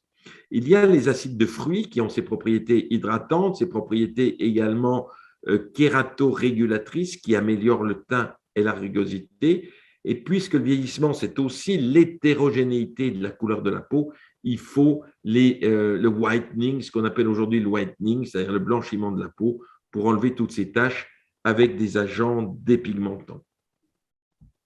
Alors, la mécanique, le fibroblast, qui est le sujet du jour, véritablement, eh bien, tout ce que l'on a dit ne serait rien s'il n'y avait pas une étude scientifique qui a démontré tout ce que l'on a dit. Et cette étude, c'est la plus grande étude qui soit à ce jour. Elle a été publiée dans un journal anglo-saxon qui s'appelle Skin Aging, qui fait référence dans le monde scientifique, qui a été cité de très nombreuses fois par d'autres équipes qui s'intéressent au vieillissement de la peau. Elle a été commanditée par LPG. Nous l'avons réalisée à Besançon en collaboration avec le professeur Marek Aftek de Lyon qui a étudié la peau sous différents aspects, comme nous allons le voir. Étude particulière, pourquoi? Parce que c'est une étude clinique. On voit les effets cliniques du massage. Biométrologique, parce qu'on mesure par des instruments de mesure ce qu'il se passe sur la peau. Et histologique, parce qu'on fait des prélèvements de peau et on regarde au microscope, et même plus, comme vous allez le voir. Eh bien, c'est ça toute la valeur scientifique de l'étude, c'est que chez le même sujet traité, nous avons fait des prélèvements de peau. Et croyez bien que pour obtenir les autorisations, ça a été coton, comme on dit ici, ça a été très difficile, puisqu'il y a des comités de protection des personnes qui sont là pour freiner des études qui ne seraient pas des études de qualité. Alors, si je peux juste faire une parenthèse par rapport à cette étude, donc c'est une étude qui est quasiment unique au monde par deux axes, le nombre de sujets étudiés et surtout par le fait que il y a eu des biopsies faciales et pour avoir l'autorisation de la protection des personnes pour faire des biopsies faciales, c'est assez compliqué. Donc, on le doit à la notoriété du professeur Humbert. Et d'habitude, les biopsies se font sur le bras, sur la fesse, sur la cuisse, mais jamais sur le visage. Donc, c'est une étude qui est, on va dire, unique au monde. D'ailleurs, c'est mentionné, je crois, dans la slide suivante. C'est génial. Voilà, extrêmement particulier. Donc, il a fallu l'autorisation locale, il a fallu l'autorisation nationale, l'Agence nationale du médicament. Il y a eu beaucoup d'études qui ont été faites pour étudier ceci ou cela, mais lorsqu'il y a eu des biopsies, il n'y a pas eu tant d'études que cela pour les biopsies, mais ces biopsies ont été faites ailleurs que sur le visage. Donc, quelle est la valeur de ces études? Certainement moindre que celle où la biopsie a été faite sur le visage. 20 sujets, c'est énorme. Pourquoi? Parce qu'ils sont eux-mêmes leurs propres témoins. C'est-à-dire qu'ils sont traités la moitié du visage en dermologie, l'autre moitié n'est pas traitée. Quand vous faites une étude en intra-individuel, c'est comme si, chez 20 sujets, vous aviez deux groupes de 80. 80 que nous aurions traités et 80 que nous n'aurions pas traités. Si on présente les résultats comme ça, une étude de 160 personnes, ça fait autorité, on dit c'est formidable, c'est une belle étude. Quand on dit il y a 20 sujets en intra-individuel, c'est aussi puissant, voire plus, mais ça n'a pas l'effet choc du nombre de 160. Mais croyez bien que 20 études est largement suffisant. Sachez également que nous avons fait une étude chez 10 sujets en intra-individuel, un petit peu près la même chose 10 ans plus tôt pour un grand groupe L'Oréal, et que cette étude a fait le tour du monde avec des publications scientifiques dans tous les pays quasiment, 10 sujets en intra-individuel, mais la différence était tellement colossale qu'il n'y avait pas besoin qu'il y ait 20 sujets ou 50 sujets. Quand vous avez une démonstration avec 10 sujets, croyez bien que la différence, elle est colossale. Pour différencier un verre d'une tasse, vous n'avez pas besoin d'avoir 50 tasses ou 50 verres, etc. Et donc, plus la différence est importante, plus le nombre de sujets peut être réduit. En dessous de 10, on ne fera pas d'études en dessous de 10, néanmoins. voilà un petit peu ce qui s'est passé. Donc ici, nous avons eu 20 sujets biopsiés, mais il y a eu en tout 40 sujets traités entre 35 et 50 ans. Est-ce que Christian, tu veux prendre la suite de la description Oui, de... je veux bien prendre le relais. Donc, en effet, c'est des sujets qui sont âgés de 35 à 50 ans, donc avec une ptose au niveau du visage. Vas-y, si tu peux passer la slide suivante, parce que je n'ai pas la main sur les slides. Voilà, donc au niveau du planning, on avait, donc, comme disait Philippe, c'était un traitement en hémi-visage, donc d'un seul côté, donc de 15 minutes, 3 fois par semaine, ce qui fait 24 séances. Et donc, première évaluation après 2 mois avec score de ptose, évaluation, photo, cotation clinique et auto-ovulation, et puis résultat des biopsies. Et on s'est aperçu qu'il y avait une rémanence à 1 mois. On a calculé la rémanence à 1 mois. La suivante. Voilà, bon, c'est ce que je viens de dire. Donc, alors oui, ce qui était intéressant, c'est que donc, grâce au professeur Aftec, donc, on a pu bénéficier de son laboratoire à Lyon avec un microscope électronique qui est, vas-y, va là sur la suivante, je pense que c'est parce que je ne me rappelle jamais du chiffre. Voilà, qui grossit 10 000 fois, donc c'est un appareil absolument extraordinaire. On s'est rendu compte là sur cette étude qu'on arrivait à transformer le fibroblast en myofibroblaste avec les SM-actines. Vas-y, c'est tout ce qu'a dit Philippe tout à l'heure. Donc, effectivement, on voit même les filaments d'alpha SM-actine. Ouais, on les voit bien là. Ouais. Voilà, ça c'est exactement les forces isométriques avec la migration cellulaire in vitro, donc avec le fameux diabolo de vous expliquer Philippe tout à l'heure également. Donc, ce qui est marrant, c'est qu'on a pris les cellules de la peau et on les a mis dans le derme. Donc, on a eu une cellule qui était musclée, en quelque sorte, qui était entraînée, et on la met dans le derme. Et aussitôt dans le derme, la cellule, elle fait ce qu'on lui avait appris à faire pendant les 6 semaines précédentes. Elle fabrique du collagène, elle développe des forces, etc. Elle migre, elle prolifère. Donc ça, on a montré l'intérêt de l'entraînement in vivo et qui montre que, en fait, la cellule était active. Et cliniquement, alors Christian, les résultats, vous avez l'habitude chez LPG de ce genre de résultats? Alors, les résultats, on a déjà eu un résultat sur l'irrégularité de surface, les imperfections. Donc, on a le visage, la peau n'est pas lisse, il y a des imperfections à l'échelle micro. Donc, on avait une amélioration, une diminution des irrégularités, des imperfections de pas loin de 21%. L'hétérogénéité du teint, c'est-à-dire les différenciations de couleurs au niveau du visage, une amélioration de 13,8%. Oui. La couleur, les cernes, les poches. Voilà, cernes et poches, donc 15% et 18% d'amélioration. Vas-y, ça c'est important aussi. Alors, au niveau des rides, les petites ridules, on a une amélioration de 21,1%. La ride en elle-même, une ride normale, on est à 13%. Et on a étudié plus précisément le pli nasogénien, qui est le pli qui va de l'aile du nez au pli de la bouche. Et on a une amélioration de 21,3%. Ce qui est extrêmement important pour juste 6 semaines de traitement. Exactement.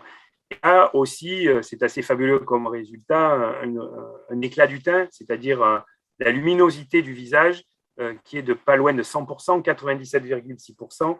Et ça, on sait que c'est dû au fait que le fait de faire de l'endermologie, dès la première séance, on a une action sur la relance de l'activité, de la circulation sanguine. Et donc, c'est ça qui donne la luminosité et l'éclat du teint. Très vite, ouais. Ouais, très vite. On a une étude qui a été faite au début des années 2000, je crois, de mémoire, par le professeur Watson, qui démontrait qu'on relançait l'activité cellulaire par 4 fois plus vite.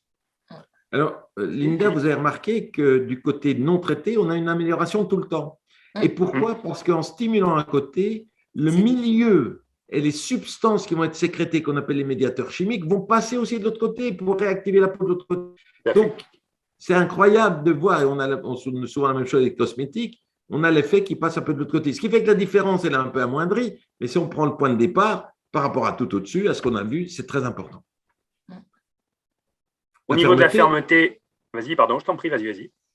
Là, on voit, Christian, que c'est très important. C'est une propriété mécanique qui est mesurée par un outil qui se pose sur la peau qu'on appelle le cutoderme. Et puis, ces fameuses biopsies où… Tu avais une question, Philippe. Excuse-moi, tu as une question, Linda? Oui, tu peux y aller. la durée. Il y a une personne, c'est Karine, qui demande la durée de vie d'un fibroblaste. Alors, la durée de vie d'un fibroblaste, on va dire que ces cellules se renouvellent pour moitié tous les 20 ans, un peu comme les fibres de collagène qu'elles fabriquent. Donc, c'est une cellule qui ne se replique pas vraiment de façon très importante. Par contre, ici, elle va se repliquer très facilement. Elle va se repliquer en cas de cicatrisation. Vous avez une plaie, les cellules vont se renouveler. Sinon, une cellule va vivre sa vie une vingtaine d'années, on va dire, en gros. Et c'est pour ça qu'à partir de l'âge de 25 ans, déjà, il faut les réactiver un petit peu. Voilà. Ça vaut le coup de les stimuler parce qu'elles vont être en activité. Donc, bien entendu, en fonction de l'endroit où on a prélevé, en fonction de l'âge de la personne, on n'a jamais des résultats à 100%, mais ce qu'on a vu au microscope électronique, c'est qu'on a vu les filaments d'alpha-SN actifs chez la moitié des cellules du côté traité. Donc, c'est fantastique. Probablement que 90% de ces cellules en avaient, mais à l'endroit du prélèvement, à cet endroit-là, il n'y en avait pas forcément. Il faut savoir que, excuse-moi, pardon, il faut savoir que c'est grâce à cette étude que on a pu démontrer qu'on transformait les fibroblastes en myofibroblastes. Et on sait que le myofibroblast est un des composants principaux de la cicatrisation. Et c'est grâce à cette étude, on avait des résultats, on savait qu'on avait des résultats sur la cicatrisation, puisque l'endermologie, à la base, on traite les cicatrices, on traite les brûlés, on traite la peau et le tissu conjonctif. Et c'est grâce à cette étude qu'on a pu le prouver biologiquement. Donc, là aussi, c'est une très belle étude. On était parti sur de l'esthétique, c'est un résultat esthétique, le fibroblast, c'est cellules de jeunesse, mais on voit que ce fibroblast, il sert également en thérapeutique sur la cicatrisation. Vas-y, je t'ai coupé, Philippe, excuse-moi. Non, exactement. Et j'allais dire, le processus de cicatrisation, c'est un mécanisme de traitement contre le vieillissement. Et comme les fibroblastes vieux ou d'un fond de ride, ils ont perdu leur capacité de migration, c'est-à-dire qu'ils ont perdu la capacité de rétracter le derme, eh bien là, au contraire, en stimulant ces fibroblastes, on augmente leur capacité de migrer, de se déplacer. Et c'est en se déplaçant qu'on crée des forces. Imaginez, vous avez des cellules qui se déplacent sans que vous en rendiez compte, eh bien ce déplacement crée des forces dans votre peau. Et puis, alors surtout, ce qui est assez intéressant, c'est qu'on a vu que le collagène, du côté traité avait augmenté de 8%. Mais ce n'est pas ça la grande nouveauté. C'est qu'en fait, il a certainement été remplacé totalement, jusqu'à même dépasser les besoins. Or, du moins, non pas les besoins, mais le côté contralatéral, puisque les besoins sont accrus, puisqu'on a une peau asée, etc. Donc, on a une synthèse de collagène qui s'est totalement renouvelée. Je vous dirai pourquoi tout à l'heure, et qui a même tenté, avec à peu près 10% en plus, de satisfaire au manque de tissu collagène de la peau. Pourquoi a-t-on cette analyse très fine, très biologique de ce renouvellement de la quasi-totalité du collagène? Parce que si on regarde l'homéostasie, c'est-à-dire l'équilibre entre synthèse et dégradation, on s'aperçoit que du côté traité, on a une très forte augmentation des enzymes métalloprotéases. Ça serait dramatique si ces enzymes s'étaient activées sans qu'il y ait de processus de réparation et de synthèse de l'autre côté. Ça aurait été l'inverse que nous aurions obtenu. Et là, ça aurait été dangereux. Tandis que là, on a des enzymes qui ont augmenté considérablement, celles qui justement renouvellent le collagène de type 1. Ces enzymes sont activées qui ont forcément fragmenté le collagène, l'ont vraiment cassé et probablement totalement éliminé, puisque du coup, quand on mesure, on a un collagène qui est de qualité, qui est normal et qui est en quantité un peu plus importante. Donc forcément, il y a eu renouvellement du collagène pendant ce processus. Et puis, chose extraordinaire, on dit qu'il est impossible de fabriquer de l'élastine après l'âge de 25 ans. Eh bien là, toutes les personnes qui avaient entre 35 et 55 ans ont augmenté leur synthèse d'élastine de 45,8%. Par rapport à l'autre côté. Donc, c'est probablement plus par rapport à un côté initial, mais on n'a pas dosé au départ. On a juste comparé côté non traité. Comme je vous ai expliqué qu'on a des effets aussi de l'autre côté, donc tout a été boosté et qu'on a vraiment une très forte augmentation de la synthèse d'élastine. Et là, ce résultat qui est formidable, c'est qu'on a vu l'augmentation de synthèse, de la capacité de synthèse du fibroblast de l'acide hyaluronique, c'est-à-dire ça.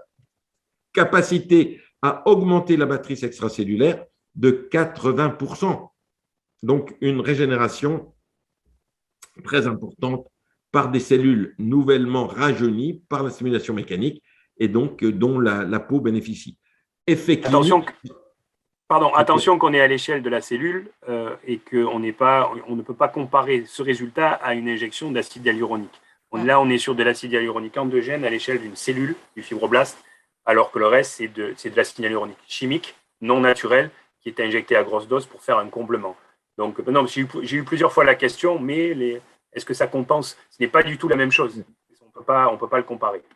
Non, ça ne peut pas compter, même s'il y a un effet volumétrique que l'on a observé, mais là, ce qu'on montre là, c'est la capacité justement qu'a la cellule à faire face aux besoins d'acide hyaluronique du milieu extérieur. Donc, elle est capable de fabriquer de l'acide hyaluronique pour répondre à la perte de cet acide hyaluronique.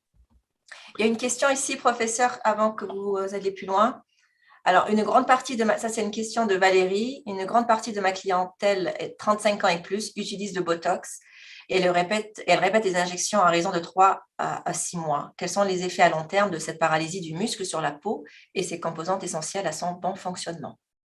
Donc, c'est une question qui est en dehors du sujet, mais je vais quand même tâcher d'y répondre, puisque là, on parle de la toxine botulinique qui ne rentre pas dans le derme, il n'est pas destiné à la peau elle-même, les effets sont sur la peau avec la perte des rides, mais cette toxine botulinique va au niveau de la jonction musculaire, neuromusculaire, pour bloquer la stimulation par le nerf de la contraction du muscle. Oui. Et donc, quand on met un muscle au repos, que vous ayez un plâtre qui le met au repos, que vous soyez paralysé, que vous ne puissiez pas bouger, le muscle s'atrophie. Et donc, forcément, à la longue, le muscle s'atrophie. Et si on a un muscle atrophié, eh bien, on va avoir un squelette qui va apparaître plus facilement sous la peau. Et donc, il faut d'autant plus une peau particulièrement épaisse pour essayer de camoufler les effets de l'atrophie du muscle. Donc, c'est tout un équilibre à faire. Juste de là, l'importance de stimuler la peau constamment en combinaison avec les injections et le Botox. Exactement. Ce qui redonnera de l'atrophicité, c'est-à-dire qui redonnera de la fermeté, de l'élasticité à la peau, qui en manquera par l'abus de toxines botuliques. Juste, voilà, étant donné que la peau ne bouge pas, de par la paralysie du muscle, l'importance de stimuler la peau. Exactement. C'est ça. Parfait, merci. Voilà. Au niveau rémanence, Philippe, excuse-moi, tu peux revenir sur la slide précédente? Oui. Merci.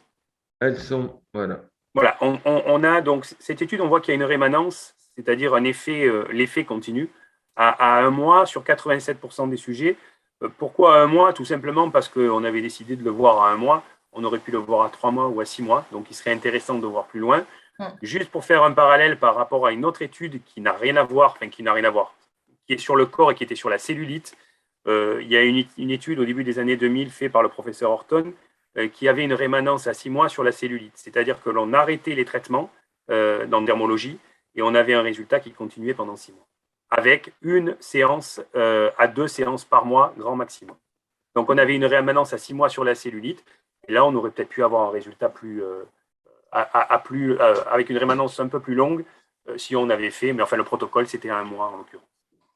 Alors, pourquoi 1 mois? Il faut quand même le dire, c'est parce que LPG était pressé d'avoir des résultats. Et donc, on se dit, on ne peut pas attendre 2 mois de plus pour avoir les résultats.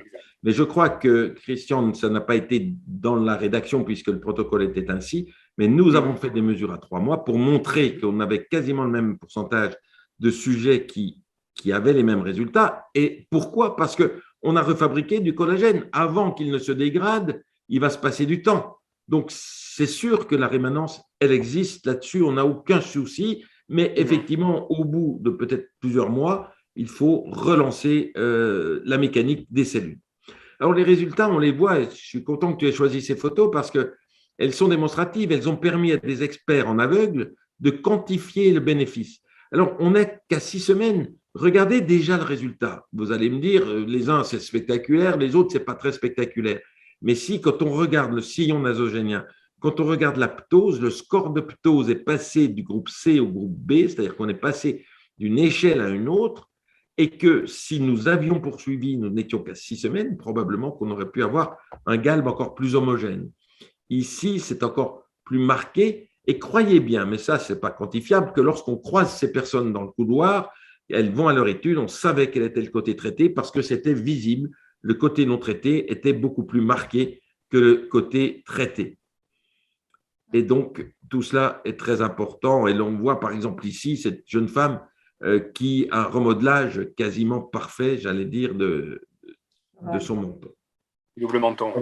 Double menton. Voilà la publication Clinical Intervention in Aging, un bel article où participent comme co-auteurs les biologistes et également l'équipe du professeur Aftec à Lyon, et qui sert de référence aujourd'hui à beaucoup d'autres travaux pour expliquer, même d'ailleurs des travaux des sociétés qui fabriquent des injectables comme de l'acide hyaluronique, pour montrer combien la mécanique de la peau est importante dans la lutte du vieillissement.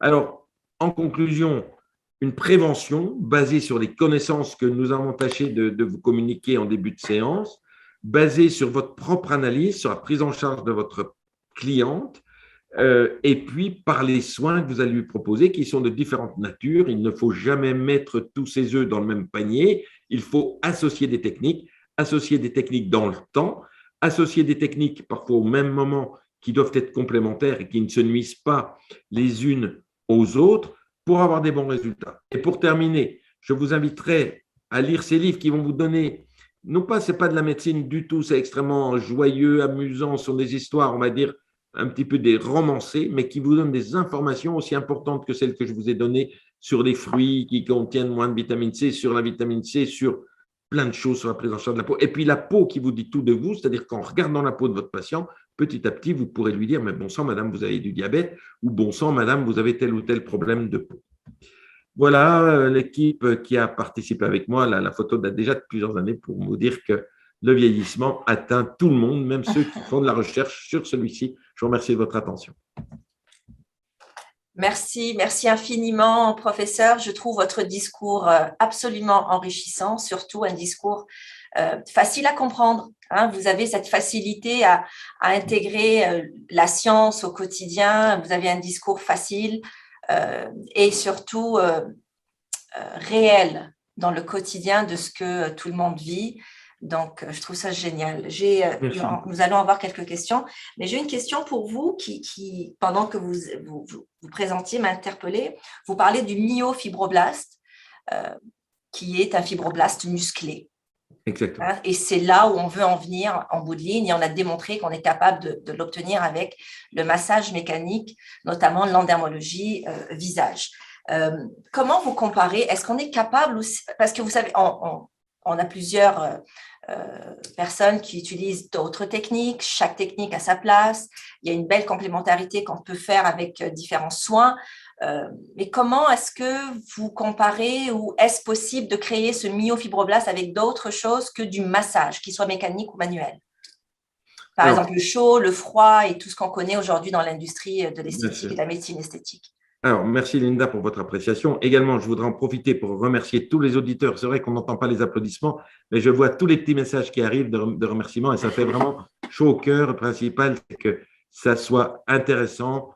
Vous n'allez pas tout retenir, c'est évident, mais ça va vous donner envie de pratiquer et d'aller encore plus devant vos patients.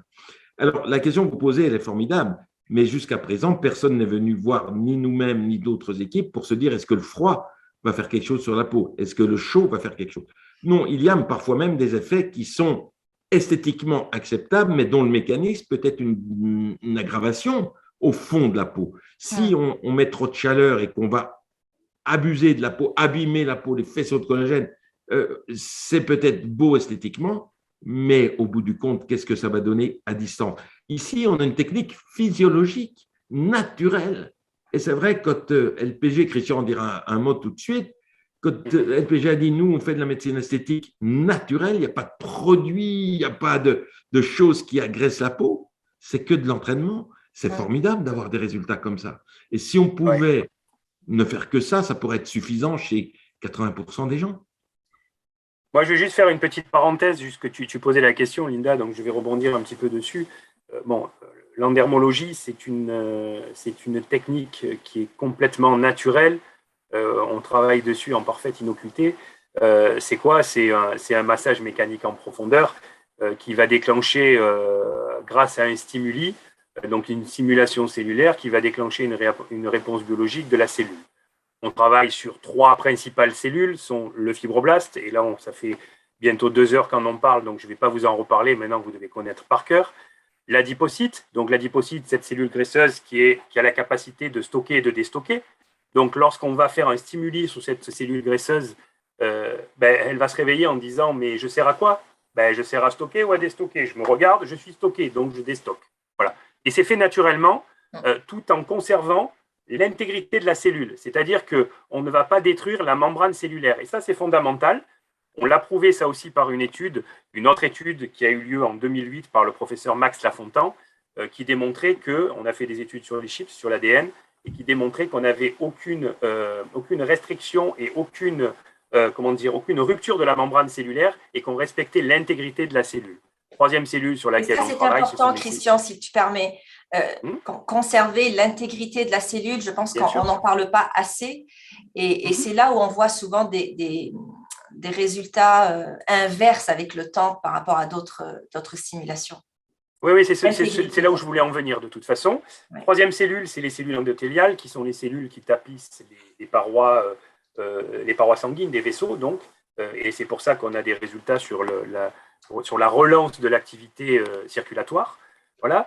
Donc, on respecte complètement l'intégrité de la cellule. Et ça, c'est fondamental dans l'endermologie. C'est l'ADN, c'est la base de l'endermologie.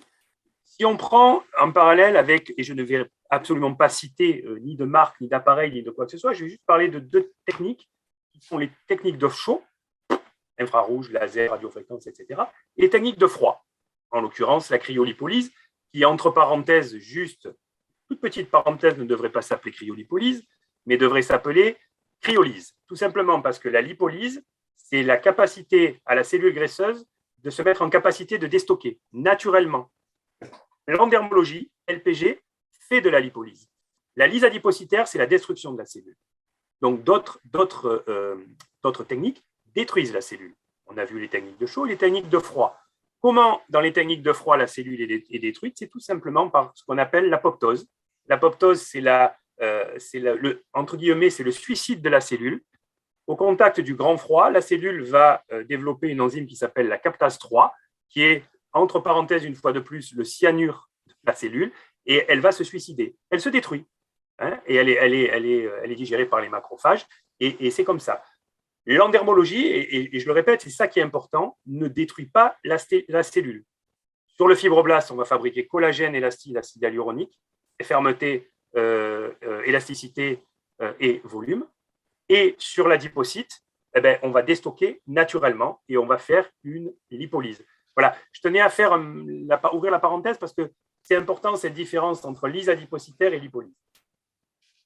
C'est très important parce que les gens nous posent souvent la question, j'ai telle technologie, j'ai tel service, j'ai tel produit, je fais plein de choses, pourquoi l'endermolift, pourquoi l'endermologie visage, alors que tout cible le fibroblaste. Et c'est pour ça qu'on a décidé de parler justement du fibroblaste et cette création de myofibroblaste, un fibroblaste sain, musclé, avec les effets qu'on connaît aujourd'hui, avec cette super étude dont vous avez contribué, professeur, et avec LPG.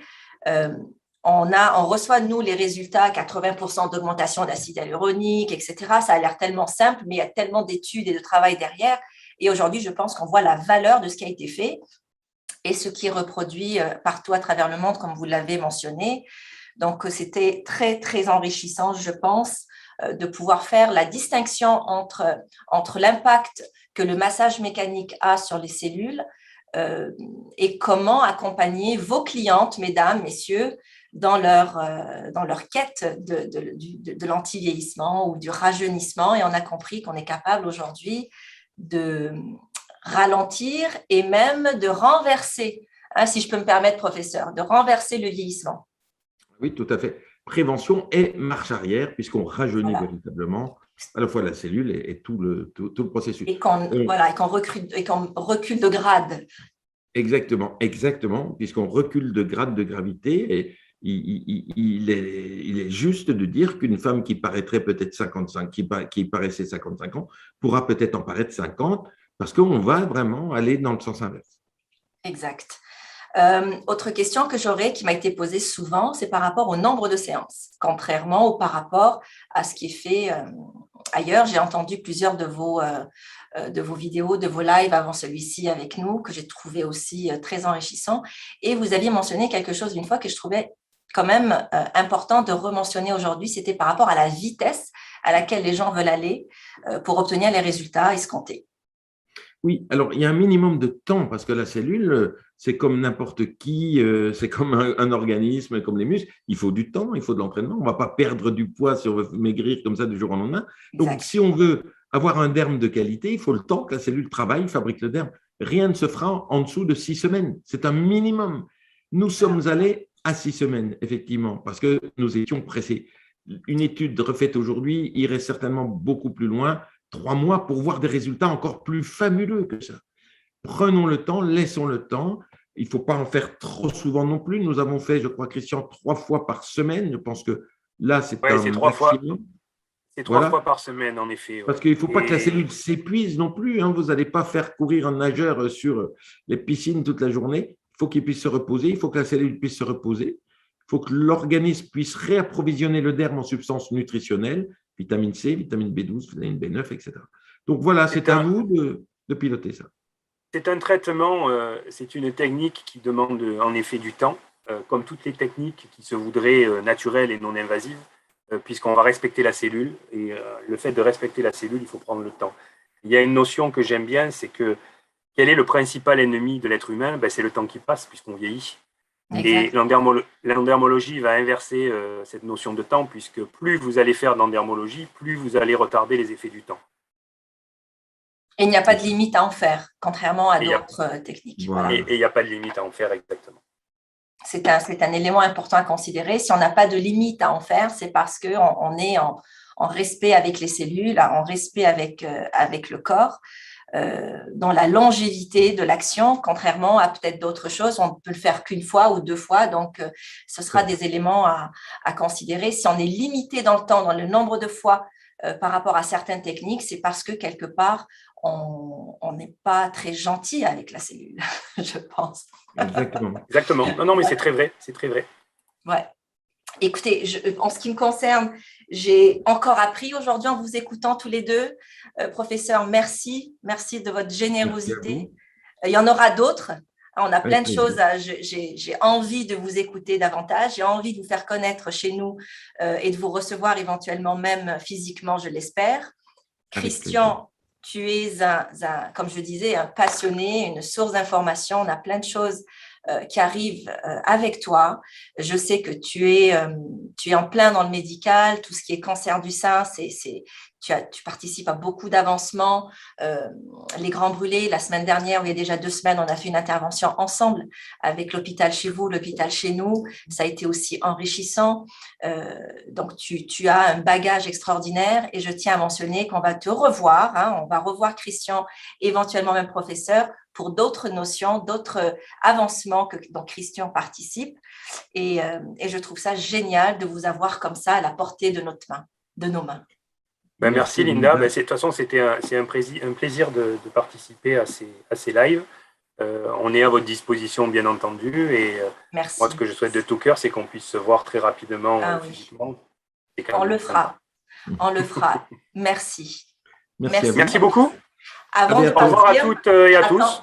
Ne pars pas tout de suite. Je voudrais juste informer, mon équipe me talonne pour que je m'assure de bien dire à tout le monde que le lien sera disponible très prochainement pour revisionnement et à des fins de formation. Vous allez recevoir toutes et tous un certificat, une attestation de formation de notre part pour cette formation sur le fibroblast. Et vous aurez aussi accès à une formation gratuite sur notre plateforme Académie à la suite de votre présence pour vous remercier d'avoir été là. Je vois que tout le monde est resté, presque personne ne s'est déconnecté, donc c'est un très très bon signe. Merci à tous. Merci beaucoup. Passez une très bonne journée. Au revoir. Au revoir, merci.